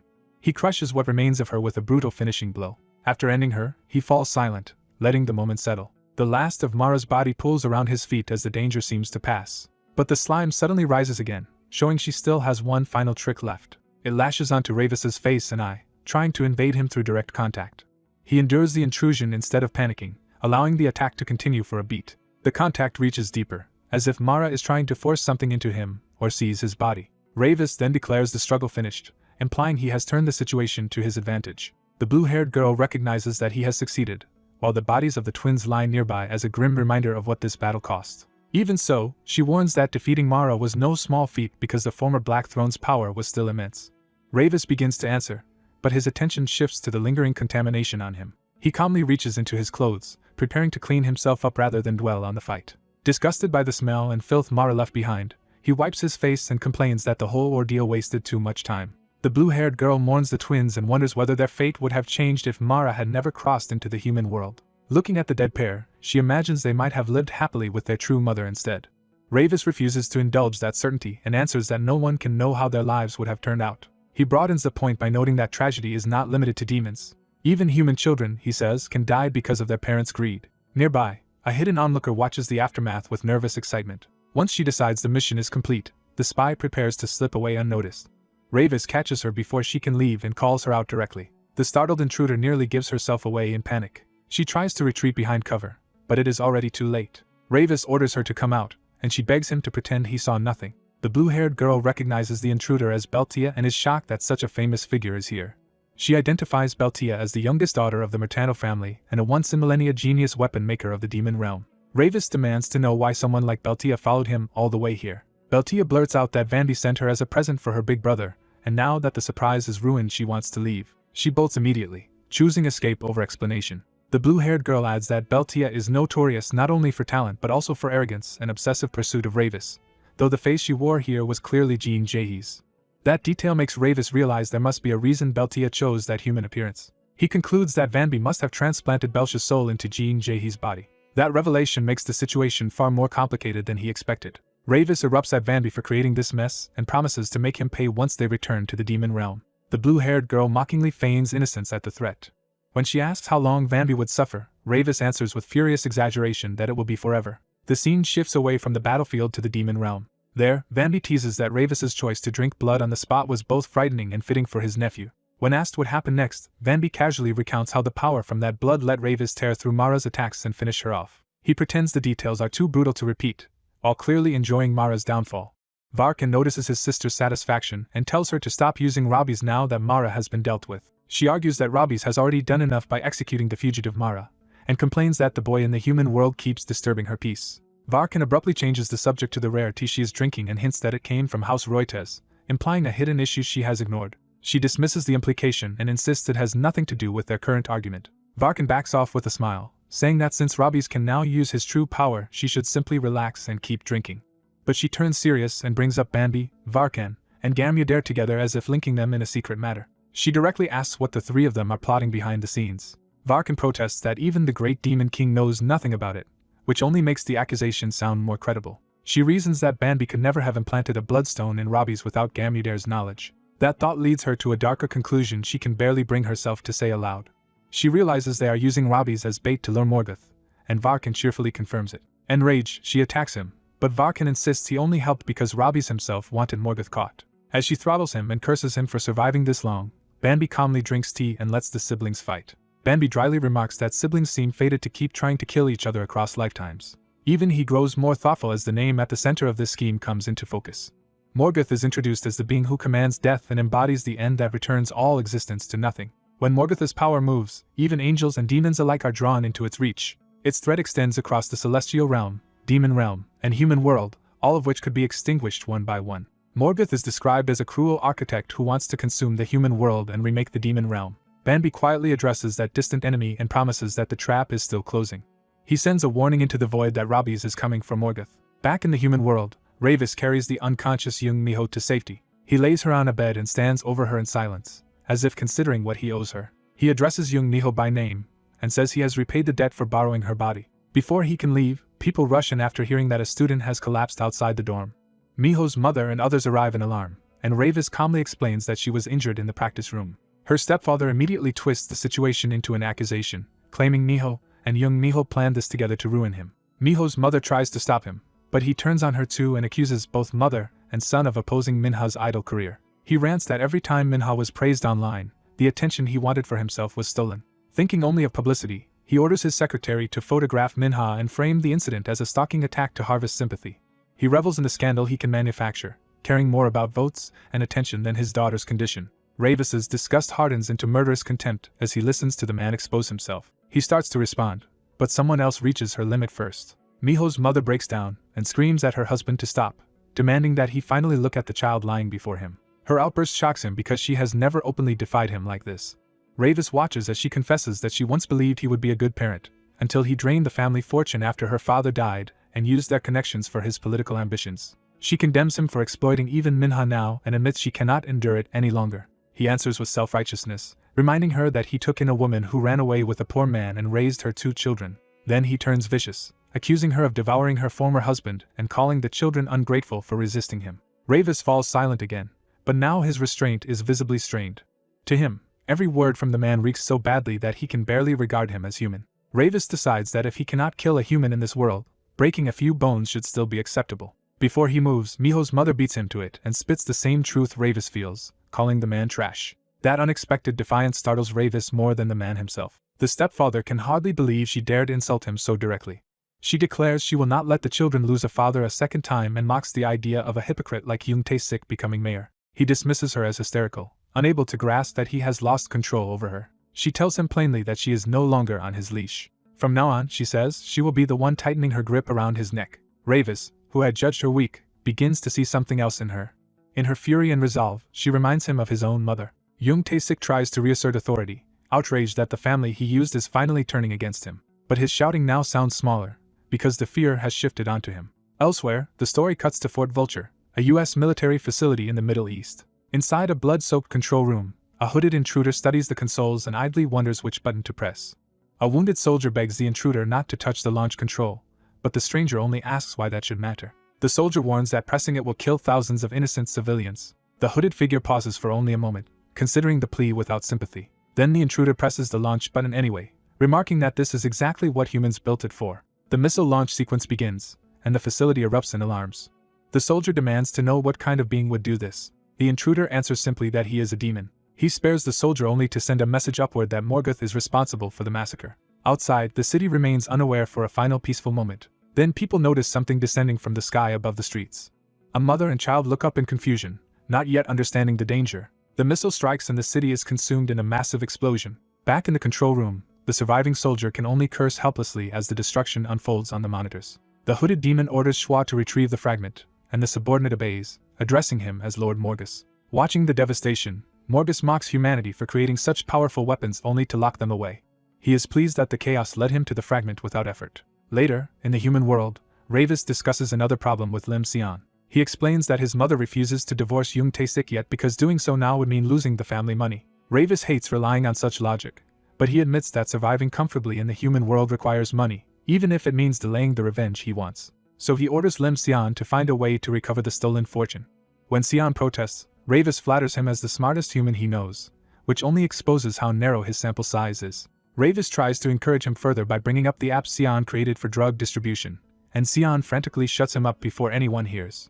As Sion complains and urges them to leave, Ravis brushes him off and asks how much longer they have to keep drinking there. Ravis then notices a familiar presence nearby and says they can leave after dealing with that first. He tells Beltia to return to the demon realm, but she is currently trapped in the body of a pink mascot busily serving customers and can only keep acting cheerful.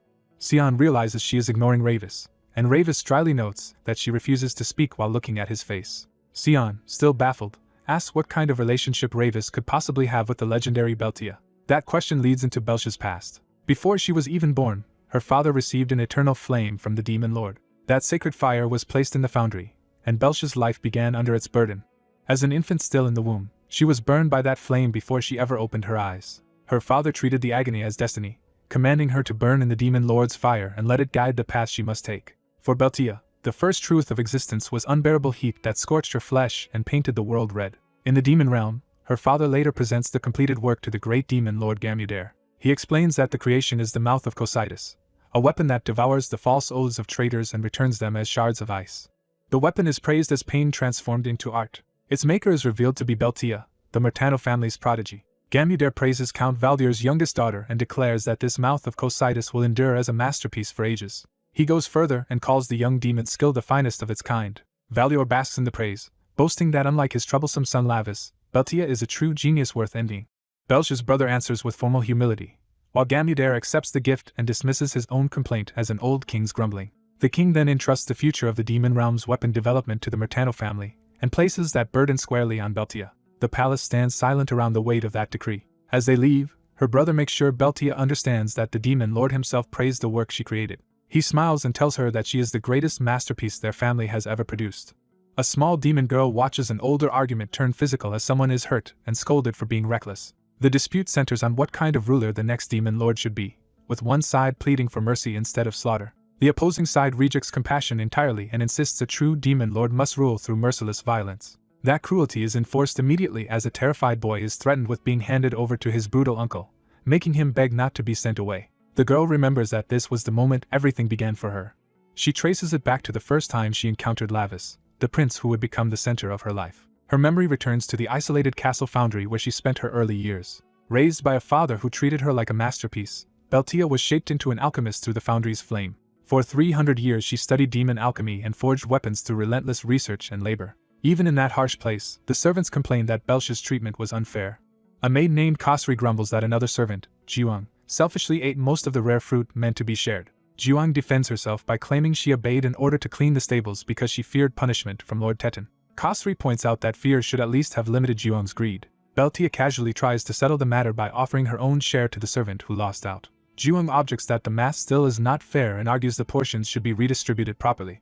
Beltia, detached from the quarrel, simply allows Jiwang to take it. Kasri then turns affectionate and complains that the count keeps Beltia trapped in the foundry instead of letting her enjoy life. Beltia reveals her private hope that once her father rises to the Black Throne, she too will finally be allowed to leave. The maids eagerly promise that when that day comes they will take her to the Demon Lord's castle to meet Prince Lavis. At the mere mention of Lavis, Beltia becomes quietly enchanted.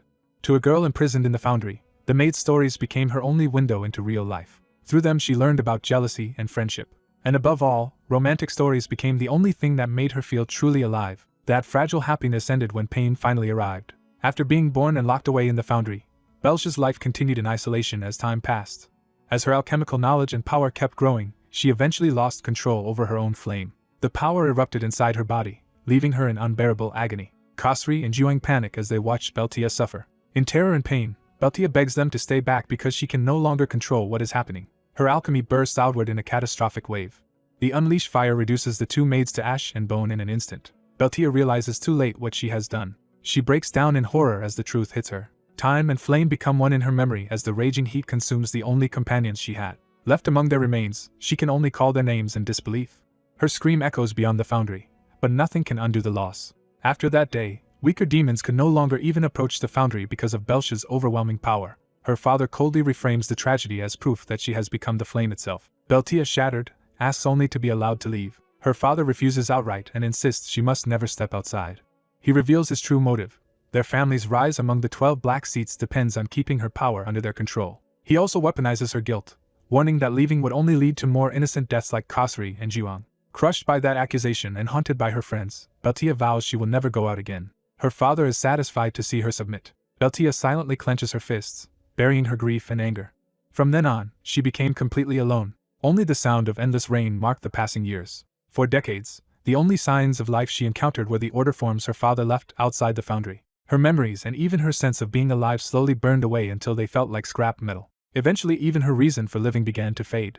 The world outside continued on without her, while she remained sealed inside. One stormy day, two intruders climb into the foundry, bickering as one complains about being dragged there. The dark-haired prince explains he needs a weapon worthy of the future great demon king, but his father refuses to grant him one. His companion says they came because rumors spoke of an alchemist here who can make exactly what a customer desires. The prince demands the finest sword in the demon realm and orders his friend to remember the alchemist's name. The friend recalls a rumor about a genius alchemist from House Murtano, a family of torturers that rose to one of the 12 black seats. He adds that this alchemist now forges weapons for everyone in the demon king's castle, except apparently the prince himself. The prince mocks that exclusion while complaining about the clutter and heat of the foundry. Beltia, hidden nearby, realizes they are searching for the alchemist and wonders if they might mean her. When the prince's name is spoken, she recognizes him at once as Prince Rabi's, not Lavis. Even so, she decides to claim her identity as the genius alchemist of House Murtano. Gathering her courage, she reveals that the alchemist they seek is standing right before them.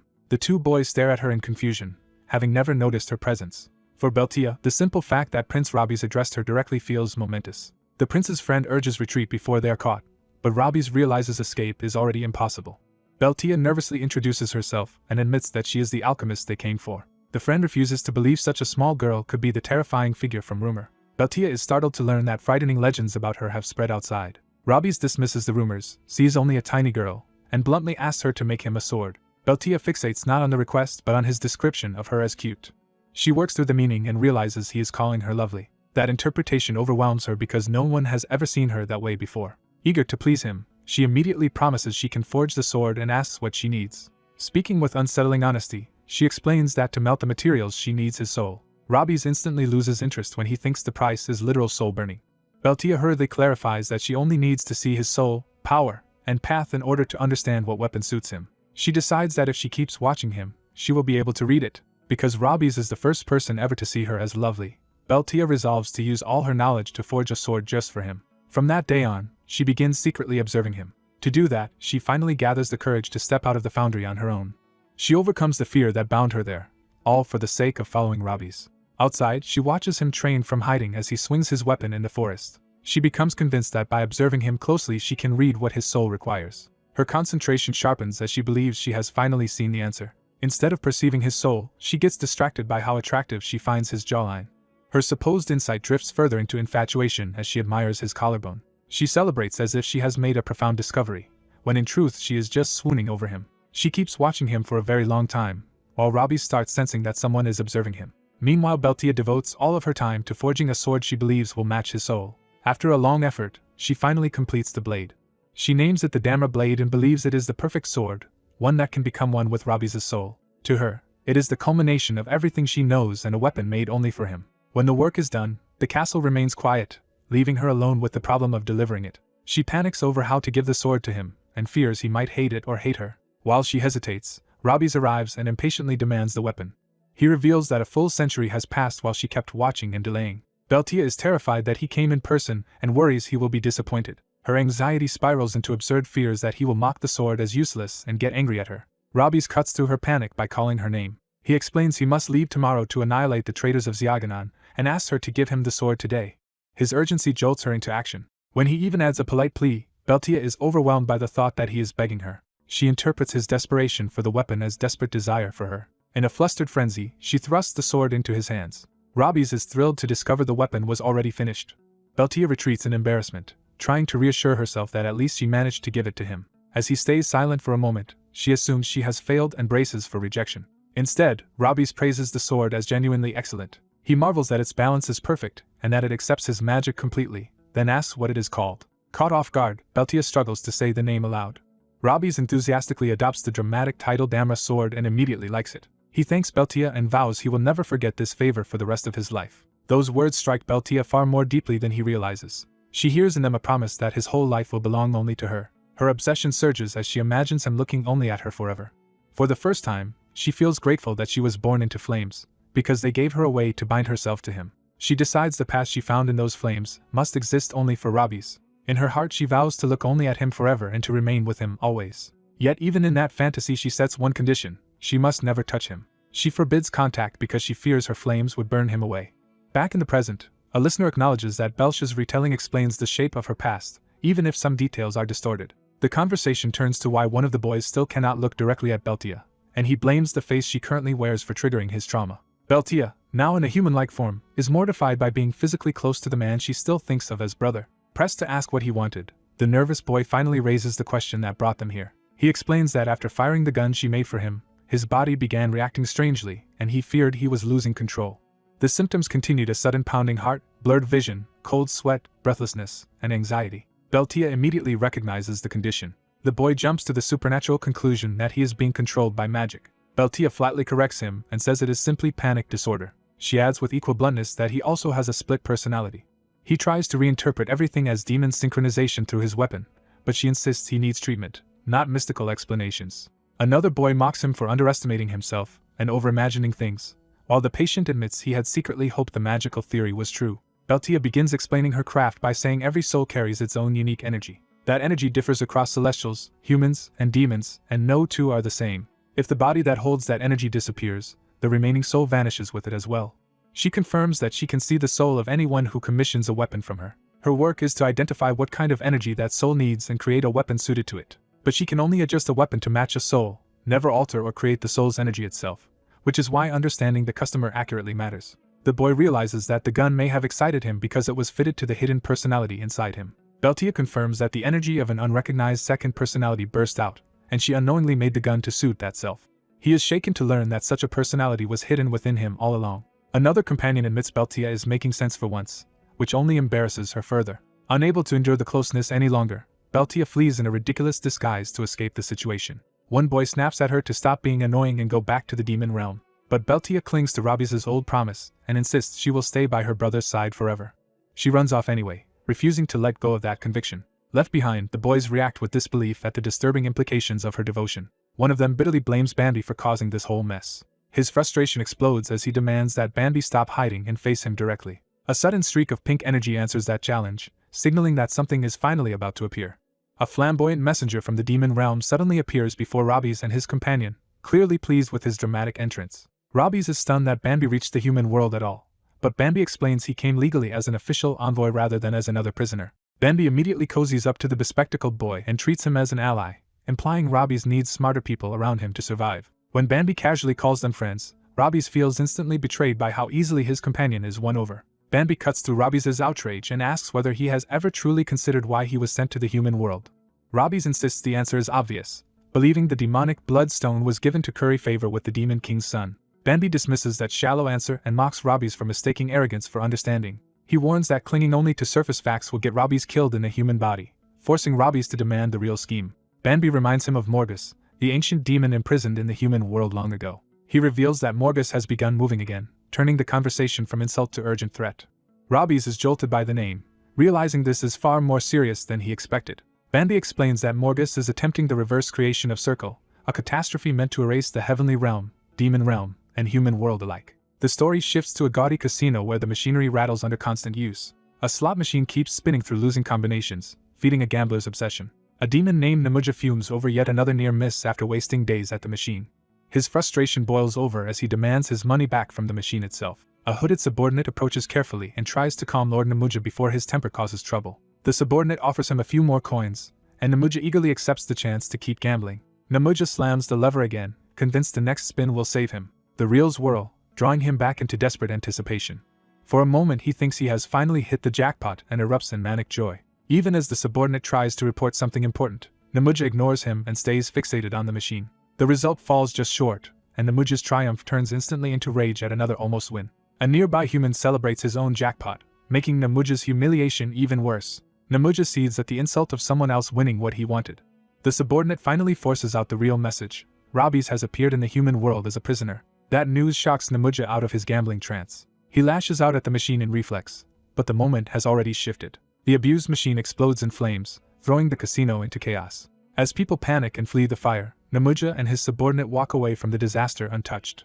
Namuja bitterly notes that even his jackpots never work out, then turns his full attention to the report. He orders the subordinate to tell him exactly where Robbie's is imprisoned. The subordinate snaps to obedience, terrified now that Namuja is finally listening. Elsewhere, it is revealed that Robbie's himself arranged for word of his appearance to spread, baiting Namuja into moving.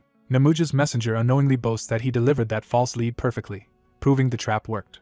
Back in the present, the rooftop conversation resumes under a calmer sky. Robbie's pieces together that his father and uncle planned this together, and deliberately sent him down to stop Morgus. He resents that Morgus kept his own body while he alone was locked into a weak human form for the mission.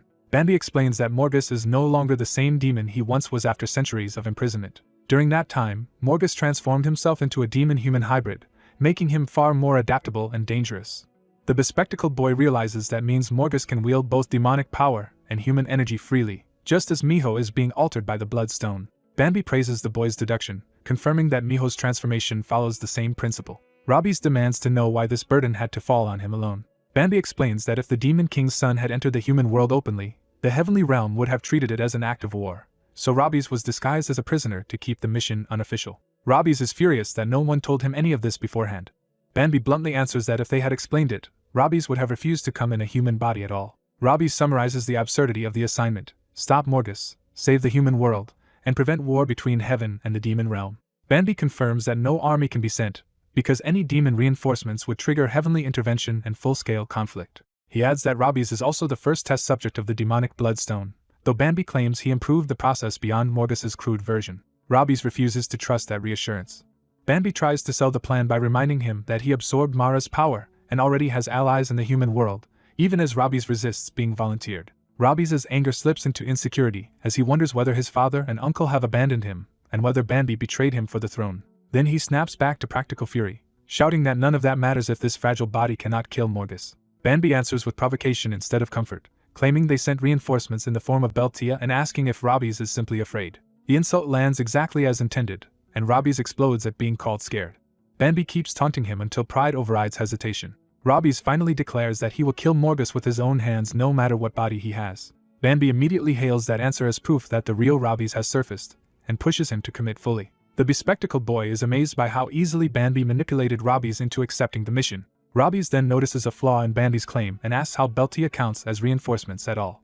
Bambi answers more seriously that, for now, the safest place for Beltia is at Robbie's side. When Robbie's presses him, Bambi hints that the Murtano family's nature should make the reason obvious. Robbie's suddenly realizes Bambi may be implying something far more dangerous than simple escort duty. Before he can finish the thought, a sealed magical letter appears on the table in a pool of purple energy. The bespectacled boy stares at the unexpected message, unsure what has just arrived. The seal projects a holographic gesture card, marking it as an invitation from a dangerous source. The message identifies the recipient as a VIP invited by Namuja to test fate, making clear this is a summons into his gambling domain. Robbie's recognizes Namuja as the escaped prisoner they were discussing, and Bambi notes that the target has conveniently come to them. Bambi decides his role is finished and tells them to handle the rest, asking the boy to press the seal so he can depart. The boy hesitates, sensing this is more than a simple farewell mechanism. Still uncertain, he reaches toward the seal exactly as instructed. Robbie's realizes too late what that will trigger and shouts for him to stop. The warning comes a moment too late as the boy presses the seal and activates the invitation. A violent burst of purple force erupts from the letter and engulfs them both. The magic tears open a passage, dragging them away before anyone can resist. Bambi watches the trap complete and offers them a cool, almost amused wish of good luck. The teleportation carries them through a storm of casino imagery and stacked chips. They materialize inside Namuja's gambling hall, instantly realizing they have been pulled into his territory. Robbie's blames the boy for pressing the seal, while the boy complains that his day has only become more unbearable. Even in panic, the boy briefly wonders whether winning money here might somehow help them outside. Robbie shuts that down and refuses to let greed distract them from the danger. He explains that this is no ordinary casino but a hall where gamblers wager their lives. He warns that losing even a single chip here can cost a person everything. At the same time, another thread of the story begins with a suspicious movement inside an air vent. A tiny warden of the human world reflects on his duty to monitor sinful demons with strict control and pride. But after meeting Robbie's, he admits his grip on the prisoners has weakened. He decides that after Mara, the next prisoner he must deal with is the one now causing even more trouble. His target is a calculating human politician, Jung Taesik, who stands alone in his office plotting. The warden recalls Robbie's demanding any clue at all, whether a bank password or a safe combination, to expose the man. Frustrated by how pathetic his own surveillance has become, the warden waits for Jung Taesik to reveal something useful. Jung Taesik mutters about soon becoming Unchan's first lady through his wife's status, showing how deeply his ambition and resentment are tangled. He remains cautious, still wanting evidence before making his next move. An aide bursts in with urgent news that the latest mayoral poll has flipped. Jung Taesik demands an explanation, instantly alarmed that his carefully managed campaign is slipping. The numbers show his rival has overtaken him, shattering his confidence. The aide explains that public approval dropped after a fatal worker accident at one of their construction sites and after Jung Taesik's callous response became known. Jung Taesik loses his temper, smashing things as he realizes his plan is unraveling at the worst possible moment. The aide apologizes and reminds him that they had been holding first place largely because of Minha's influence. Jung Taesik falls silent, and a darker solution begins to form in his mind. He asks whether they should simply clean everything up, meaning erase the problem rather than solve it. Night settles over the city as his decision moves from thought toward action. Jung Taesik calls President Hong about the Unchan Station Transfer Center project and pretends to be generous. He offers the lucrative deal to Hong if he wins the mayoral race, framing it as mutual help between allies. Then he asks for something in return, sympathy votes, implying he needs a tragedy to sway the election. Hong readily agrees, showing he understands the corrupt bargain without needing it spelled out. Jung Taesik ends the call pleased that Hong has grown into someone who grasps dirty politics instantly. He then asks where Seo Juhee is and learns that she has just left for the hospital with Minha. Seeing the opportunity, he orders their location sent to Hong so the gangster can handle the rest personally. From the vent, the warden realizes with horror that Minha and her mother are now in immediate danger. He races off to warn Robbie's before the assassination can happen. The scene shifts again to a park at night near the hospital district. There, Beltia sits exhausted in her human body, complaining about the heat and how miserable this world feels. Bambi suddenly appears beside her, catching her off guard. Beltia instantly explodes at him, furious over how badly he has treated her. She grabs him and vents her rage, while Bambi lightly notes how emotional demons become in human bodies. Her anger spills into a deeper grievance. Robbie's was sent into wealth and comfort, while she was dumped into a body with nothing and forced to struggle just to live. She remembers being chased by violent men because of the face she was given, making her human life feel like a curse. Now she can only scream in frustration at how senseless and cruel it all has been. Bambi admits he should have possessed her only after she found the crypto wallet she had been searching for before death. Beltia snaps that a coin wallet alone would never have fixed her life, because her problems ran much deeper than money. For once Bambi softens and tells her that is exactly why this can still become something good for her. Beltia is thrown by the idea that she might still have a dream worth pursuing. Bambi reminds her that what she truly wanted was to work for herself instead of living only for her family's expectations. That memory reaches her, and she begins to reconnect with what she once wanted for her own life. Bambi offers a bargain tailored to that desire. In this world she can work only when she wants, and in return she can live as she chooses. Beltia wavers, tempted by the possibility of freedom after so much suffering. But then something catches her eye and breaks the spell of his offer. She notices the pink bear costume head nearby and remembers the horror tied to her rebirth. The memory reignites her anger instead of calming it. She bitterly mocks Bambi's promise as a dream, reminding him she nearly died trapped inside that bear suit right after being reborn. Bambi apologizes and insists that, at the time, it had seemed like the best available option. Beltia rejects that excuse and kicks him away, refusing to forgive so easily. Bambi crumples to the ground, complaining about his back but not retaliating. Beltia stands over him in silence, still trembling with unresolved anger. Then she asks the cruelest question of all, whether the body she originally had was crushed properly. Bambi turns away before answering, the weight of the truth finally showing on his face. He admits that her original body was completely destroyed and that he personally confirmed it. Beltia responds with chilling calm, focusing not on the fact of death but on the pain it must have caused. She says being burned would have been easier because at least that kind of suffering was familiar to her. For the first time, Bambi addresses her with real gravity instead of teasing. Their confrontation is interrupted when Strid arrives in a panic, shocked to find Bambi there with Beltia. Bambi greets her casually, but Strid is too alarmed to care about pleasantries. She blurts out fragments about a password, a hidden camera, and Robbie's mother being in danger, unable to organize the urgency. Forced to start over, she explains that while spying on the Jung family for an account password, she overheard Jung Tae-sik arranging with a gangster to hit Robbie's mother with a car so he could gain sympathy votes and win the mayoral race. Beltia is baffled by the political logic, not understanding why a wife's death would help a husband become mayor. Bambi immediately grasps the human cruelty involved and states the scheme plainly. Jung Tae-sik intends to murder his own wife for sympathy votes. Beltia is surprised that Bambi understood the situation so quickly. Strid adds that she can strongly sense Robbie's nearby but cannot locate him, so they must warn him at once. Bambi realizes where Robbie's must be now by connecting that urgency with Namuja's invitation trap. Without wasting another second, he asks Strid where Robbie's mother is, and she tells him she is probably already near Minha's hospital. The group heads out, dragging Beltia along despite his protest. A gambling token becomes the key to entering their next destination. Inside a casino, they come face to face with a ragged demon who immediately recognizes Robbie's. The demon mocks the humiliation of a prince of the demon realm ending up in the human world as a criminal. He makes clear that he intends to kill and consume Robbie's. Robbie's answers with contempt, noting how far the demon has fallen. The sight of Robbie's in a human high school body only deepens the demon's scorn. Robbie's coldly reminds him that prison should have led to repentance, not another rampage after escape. A hidden accomplice warns that Robbie's can still use demon power even in a human body. Robbie's realizes the demon has support, and identifies Bor among the hidden threats. Bor emerges, promising that this encounter will not end like before. The escaped demon grows excited, seeing Robbie's power as a chance to turn the situation into a bigger game. He activates his magic through a gambling ritual. With a sinister grin, he formally begins his deadly betting game. Robbie's watches in silence as the demon's identity and history come back to him.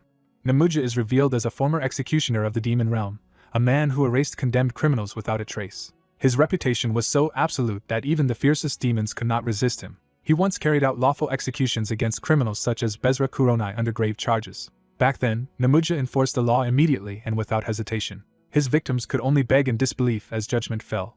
Any attempt to resist was instantly crushed. Those condemned cursed him for taking lives while serving as nothing more than an executioner. Namuja answered such defiance with merciless force. He cut them down with brutal efficiency. His killings were swift and exact. He never let emotion interfere with the sentence. That absence of feeling was what made him so terrifyingly effective. As an executioner, his greatest strength was delivering death without hesitation or pity. But eventually, something corrupted him. He became obsessed with gambling, treating probability and wagers as if lives were pieces in a game. From then on, even after judgment was complete, he rolled dice before deciding whether to execute the condemned. He began offering criminals a cruel bargain in which their lives depended on beating his roll. It was the arrogance of someone who believed life and death belonged in his hands. Namuja would roll first and promise survival only if the prisoner's total surpassed his. Terrified prisoners could do nothing but beg for mercy. His own roll could be mediocre, leaving a sliver of hope. He would even taunt them by pretending they still had a chance. Then he forced the dice into their mouths and made them play. Under his shadow, terror alone nearly broke them before the roll. They struggled just to obey.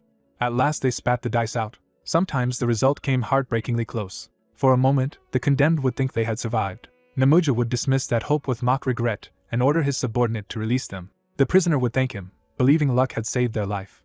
He would smile and tell them they had survived by a single point. If he lost, he let them go, but if he won, he beheaded them with a smile. He excused all of it as nothing more than luck. What made him even more monstrous was that he extended this game to the weak and innocent as well. Even children guilty of minor offenses were dragged into his deadly amusements, which he found boring unless the stakes were cruel.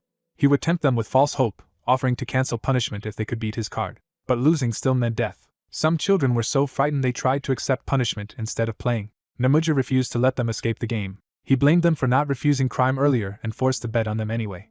He revealed a low card for the child. Then he showed his own higher card. Delighted by the result, he celebrated the child's loss. Even desperate pleas and promises of lifelong service meant nothing to him. He struck the child down without hesitation.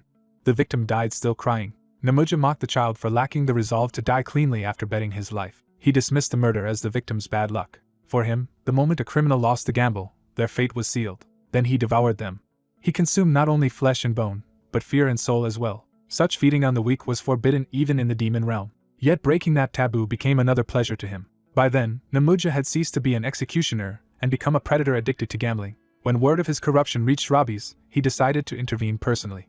At the time, Rabi's was stunned to hear that the executioner himself had fallen. He judged Namuja to be irredeemable, so Rabi stepped in to stop him. His first instinct was to destroy the cursed dice that enabled Namuja's madness. He also meant to shatter the hand that had so casually assigned death. Rabi's returned that same violence directly to Namuja. But the demon realm's laws protected official executioners in ways that made justice difficult. Because Namuja still held government authority, Rabi's could not legally execute him himself. Not even a prince could simply kill him. Rabi's bitterly condemned the officials who kept shielding a monster like that. Even wounded, Namuja took comfort in surviving through legal protection and called it luck. Thus the sword that once enforced the law remained alive. But from then on, that sword gambled with its own life and everyone else's. Namuja became a fallen execution fiend, discarded from justice and consumed by the table. The flashback ends as the present Namuja hurls himself at Rabi's, thrilled to wager lives again. He exults that this time the stake is Rabi's life. Rabi's realizes Namuja is exploiting a loophole by treating him as an escaped demon rather than a human host. Elsewhere, a woman leaves the hospital after admitting Manhwa and heads toward her law firm. She updates her lawyer and prepares to move publicly against Seo Yoon. Her plan is to file for divorce, go public, and use public opinion to keep him from striking back easily. She believes she can uncover proof of his crimes, though others worry she is exposed. At the same time, two youths race through the street, fearing Seo Yoon will not stay passive. A truck closes in on the woman's car at an intersection. She steels herself, determined to protect her children no matter what it costs. Then she senses danger too late. The truck slams into her car in a deliberate crash. Watching from afar, the children realize they have failed to save their mother in time. The wrecked car flips and burns in the road. Inside the wreck, her body lies motionless. But before the disaster can claim her, someone catches her and calls the timing perfect. A pink-haired demon lord appears carrying her safely from the crash. The children are shocked to recognize him as Lord Barkin. Barkin casually explains that he came to visit his beloved nephew. Back in the casino, Namuja orders the dice to decide the next fatal result. He unleashes a barrage of probability-based attacks, delighted that his power is responding. Rabi's cuts through the incoming assault. He mocks Namuja for having spent 300 years only to remain unimpressive. Namuja insists he was foolish before, but now his mastery of probability has changed everything. He boasts that even Rabi's famed perception cannot escape his calculations. A monstrous attack surges toward Rabi's. Rabi's braces himself as the attack closes around him. Namuja reveals his warped philosophy that luck is merely a flaw in divine design, and that he has replaced it with statistics. Rabi's is forced to endure the pressure of that power head-on. The attack detonates across the casino floor. Miho panics, thinking Rabi's may have been overwhelmed. Namuja boasts that he spent 3 centuries calculating every combination of his abilities to avenge his humiliation. His entire obsession has been to kill Rabi's one day. Rabi's answers with contempt, saying it took him 300 years just to start thinking. Miho suddenly realizes what that means in terms of dice outcomes and combinations. When Namuja mistakes Miho's reaction for mockery, the boy quickly flatters him to buy time. The praise only makes Namuja more eager to show off. He demonstrates another controlled role. Exulting, he claims luck itself now obeys him. He declares that because he controls probability, failure no longer exists for him. Robbie studies the attack pattern and prepares a response. The two powers collide violently in the casino. Namuja rages that he came to the human world specifically to prove his perfected skills against the one who cast him down. Robbie's counters by charging straight through the blast. He closes the distance in midair despite the barrage. Robbie's realizes he only survived the previous hit because he had absorbed Mara's power. Namuja takes that survival as proof of the great Demon King's bloodline and grows even more excited. Robbie's rejects the premise of Namuja's game and declares that the final outcome is his to decide. Namuja answers by rolling again, eager to let the next fate fall. This time the dice produce what he calls a jackpot. Robbie's is caught off guard by the term and the sudden escalation. Namuja condenses the result into a devastating jackpot explosion meant to kill instantly. The blast engulfs Robbie's. He is hurled away through the wreckage. Miho can only scream in fear. Namuja, still reveling in human gambling culture, compares himself to Caesar and delights in the idea that the die is cast. Robbie's demands to know how Namuja became even stronger than he was in the demon realm. Namuja reveals that devouring the lives of those who lost bets to him made him stronger. Robbie's realizes that escaping hell instead of remaining imprisoned there may have let Namuja keep growing unchecked, and he condemns the authorities for failing to stop him. A grim suspicion forms in Robbie's mind. He tests it by asking whether Namuja met Morgus after breaking out. Namuja blurts out that Morgus released his mana shackles, only to realize too late that Robbie's tricked him into confessing. Enraged at being played, Namuja escalates the fight and raises the stakes to double betting. The dice land on the same result again, and he calls on Little Joe once more. A storm of summoned projectiles rains toward Robbie's from every direction. Robbie's endures the barrage behind his sword, bloodied but still standing as the fight continues. The gambler demon presses his advantage and taunts the wounded boy, certain that this probabilistic assault will eventually break him. Even as the attacks tear into him, the boy turns the demon's own logic back on him and questions whether mastering probability ever guaranteed total control. The demon dismisses every past victory by mortals as meaningless, revealing that he never valued the outcomes of his games at all. His magic circle keeps the cursed dice and marked letters in motion as the attack continues without pause. The demon suddenly notices something strange about the boy's eyes and realizes the fight is no longer unfolding as expected. The boy endures inside the storm of dark magic instead of escaping it, as if he is deliberately letting the attack continue. He calmly asks whether the demon slaughtered everyone who ever gambled with him, win or lose alike. The demon proudly confirms it, boasting that every gambler who crossed his path was consumed in the end. But the dice produce a result that shocks even him, hinting that his supposedly random system has repeated itself. Trying to force momentum back in his favor, the demon lunges in with another technique. He drives forward in a burst of power, convinced brute force will finish what chance has not. Mid-attack, his confidence falters as he senses the flow of the battle slipping out of his control. The boy tells him he should have noticed by now that something fundamental has changed. The demon realizes the same dice pattern has appeared twice in a row, something his understanding of odds says should not happen. For the first time, he hesitates and wonders whether the impossible is actually occurring. The boy seizes on that doubt and points out that the demon himself is now asking whether the impossible can happen. He explains the exact probability of repeating that same sequence with 2 dice, reducing the miracle to a precise calculation. The number is so tiny that the event is effectively impossible, and the absurdity of it lands on everyone present. The boy emphasizes the point with a cold smile, forcing the demon to admit that probability alone cannot explain what is happening. The demon panics because his entire identity rested on understanding every possible outcome, and now reality itself is contradicting him. The boy reveals the answer is not luck at all but something the demon should know after centuries among humans, DNA. The demon can barely connect the word to the blood spread across the battlefield. The boy explains that blood carries information and can replicate what it has learned. He reframes his power as a blood-based memory that can reproduce the experience of battle. The demon finally starts piecing it together and fears what the boy's blood membrane really means. He realizes the boy endured the barrage on purpose so his blood could be scattered everywhere and record the attack. Desperate, the demon rejects the explanation and tries to cling to his old superiority. The boy answers with a grin, inviting the demon to trigger his own jackpot explosion now that the trap is set. The dice roll again under the same curse system, but now they are no longer acting in the demon's favor. When the impossible pattern repeats once more, the demon's certainty collapses into outright terror. The boy reminds him that he did not spill his blood for nothing. Blood droplets spread across the floor and objects become the medium for his counterattack. He declares that his blood remembers an attack once it has received it and develops immunity against it. The demon watches in horror as his magic is not merely resisted but absorbed by the blood surrounding him. The boy promises to return that stolen power exactly as it was taken. He gathers the absorbed energy into his own hand, preparing to alter it into something deadlier. Then he reveals the twist. He will send it back as fire that burns the demon instead of dark magic that wounds him. With the attack formed, He closes the distance and brings the blazing counter-strike down. The fireball slams directly into the demon's chest before he can defend himself. The impact erupts into a monstrous blaze that engulfs the demon's body and magic alike. As he burns, the demon curses Robbie's and rages about the suffering he has endured for ages. His scream stretches through the inferno as the counterattack consumes him completely. When the flames clear, the boy stands untouched while the demon's dice lie broken and powerless. He coldly tells the fallen demon to go on living in misery if he can. The boy makes clear that the demon brought this ruin on himself by dragging him into this place.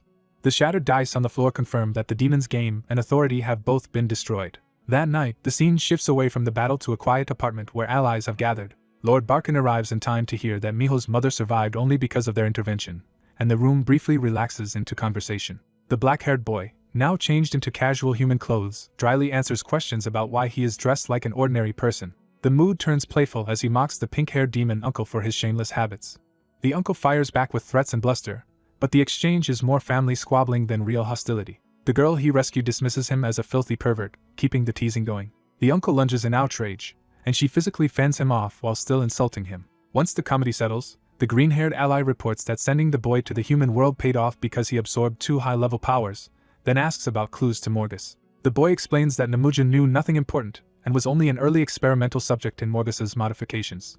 The ally concludes that Morgus likely discarded Namuja because an untrustworthy gambling addict made a poor subordinate. They agree they must locate Morgus quickly, but his magical signature has become difficult to trace because a dimensional barrier now blocks it. Even with great power on their side, direct detection is no longer reliable, forcing them to think differently. The ally suggests Morgus may come to them on his own now that Bor has been released again, removing the need to hunt him first. Before that plan can settle, Miho erupts over a more immediate crisis: Jung Taesik and the money tied to him. The green-haired ally bluntly reminds him that the money was never really his in the first place. They then reveal that Strit already left behind a useful gift for dealing with Taesik. That gift is evidence proving Jung Taesik hired President Hong to commit murder, and it is meant to be passed to Seo Jae. The blue-haired helper accepts the praise with smug pride, insisting this kind of covert work is basic for her. As the room calms, the boy asks Banbi if he will be leaving soon.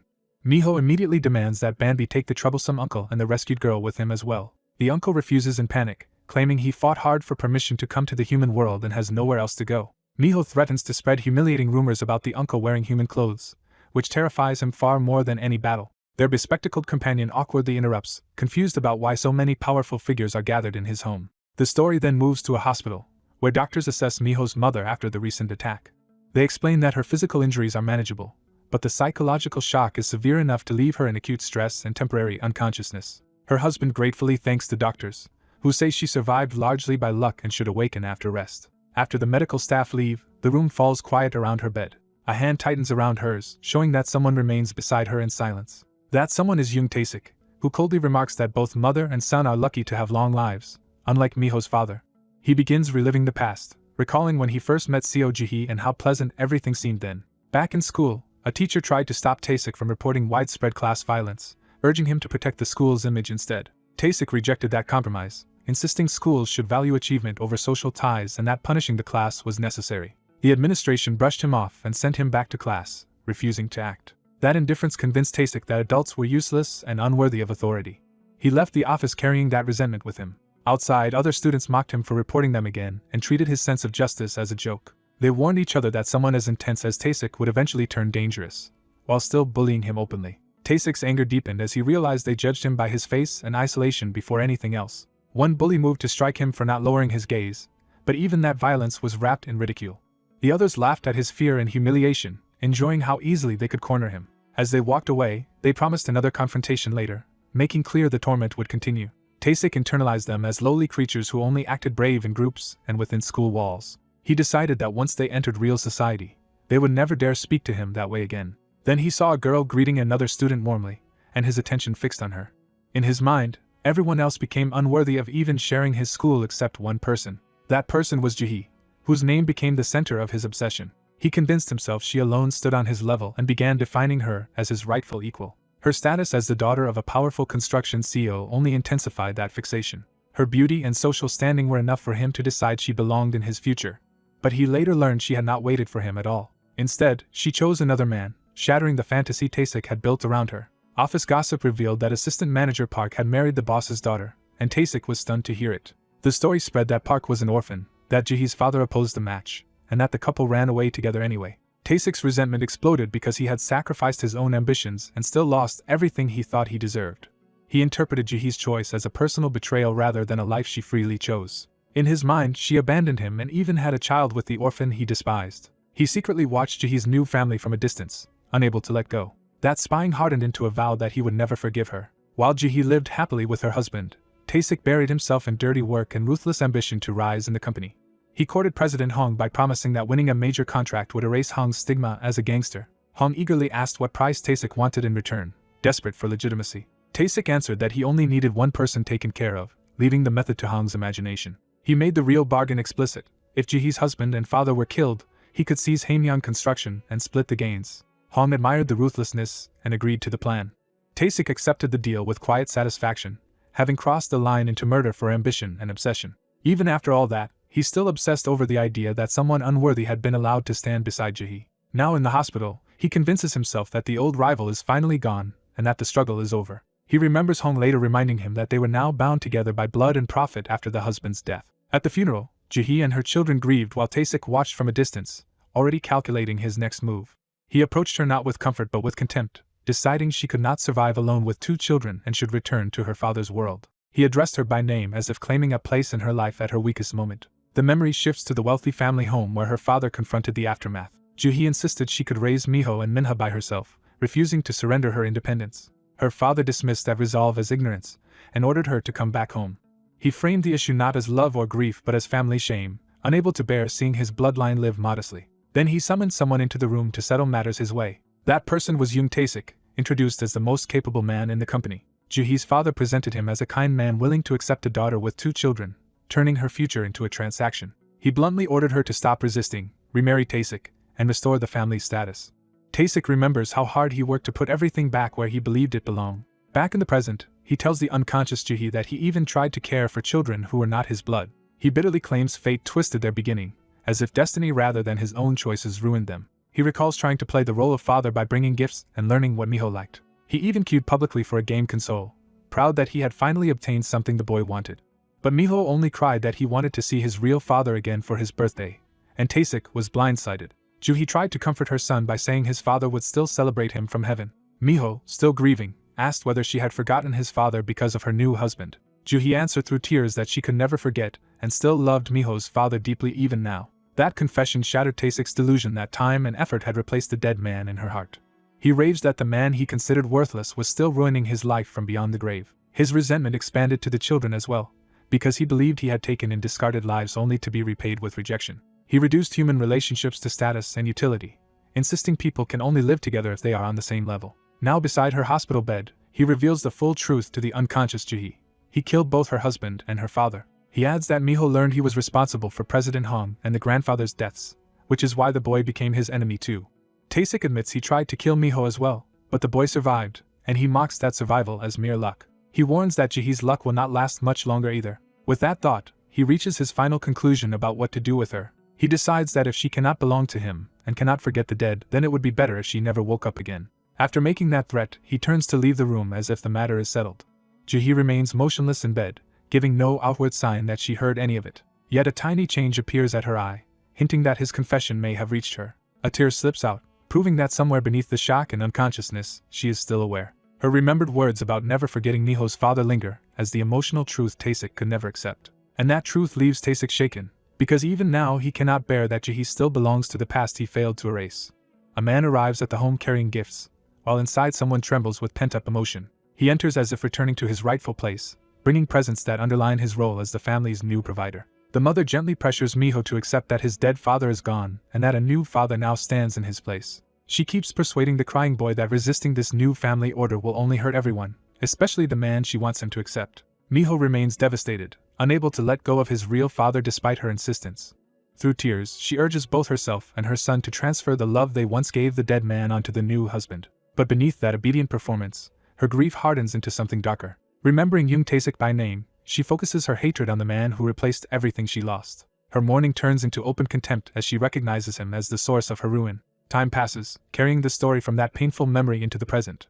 At school, concern shifts to whether Miho's mother has recovered from her recent hospitalization. Miho explains that she still isolates herself after being discharged, though she at least smiles for him and Manhwa. His friend is relieved, But the conversation turns to a more urgent problem.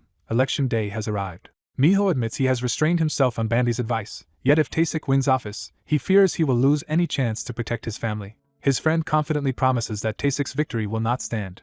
That night, the city waits as the election results come in. The announcement confirms Yoon Taesik's victory, making him the new mayor of Unshin. His aides celebrate wildly, while Taesik receives the news with smug composure. He thanks his subordinates and treats the triumph as the reward for their shared scheming. The media frames him as a family man staying home with his recovering wife after her accident. As interview requests flood in, his staff prepares to present him publicly as the city's new leader. Taesik coolly decides to change clothes first, more concerned with appearances than the chaos beneath them. He heads into a private room to prepare for his public debut. The door closes, sealing him inside with the woman he believes he still controls. He reminds her that she is now the mayor's wife and orders her to behave for the children's sake. She answers with silence, no longer willing to play the role he assigned her. When she does not move fast enough, he snaps and commands her to bring his tie. She remains outwardly submissive, hiding her intent behind that silence. Instead of serving him meekly, she reaches toward him with deliberate calm. While rehearsing a noble speech about duty and service, he admires himself in the mirror. She congratulates him and offers a tie she bought in his favorite color, pretending to celebrate his success. He lets her dress him, amused and certain that she has finally yielded. Drunk on power, he asks whether becoming mayor has finally made her obedient. She answers by telling him his interview will never happen. His confidence falters as he realizes she is no longer speaking like a broken victim. She suddenly yanks the tie tight around his neck, turning the gift into a weapon. Taesik panics and rages, unable to believe she would attack him at the height of his victory. She reminds him that she warned him this moment would come. With murderous clarity, she says that if his neck were in her hands, she would strangle it without hesitation. He fights back in terror, calling her insane as he tries to break free. She brings up what he confessed at the hospital, forcing him to face the crimes he thought were buried. She accuses him of ordering the murders of the children's father and her own father, and of trying to kill her too. Then she reveals the trap. She uploaded his confession to the internet. She adds that she already handed evidence of his corruption to the police. For the first time, Taesik is genuinely shaken, realizing his downfall was prepared in secret. She tells him the investigations have already begun and that even his powerful backer, President Hong, is likely surrendering. Her revenge is not simple murder but the destruction of the happiness he stole from her. He can only choke out her name, stunned that the woman he crushed has outmaneuvered him. The television confirms the disaster as breaking news exposes him as the man behind a murder order. Realizing the scandal is now public, Taesik abandons all pretense and lashes out in fury.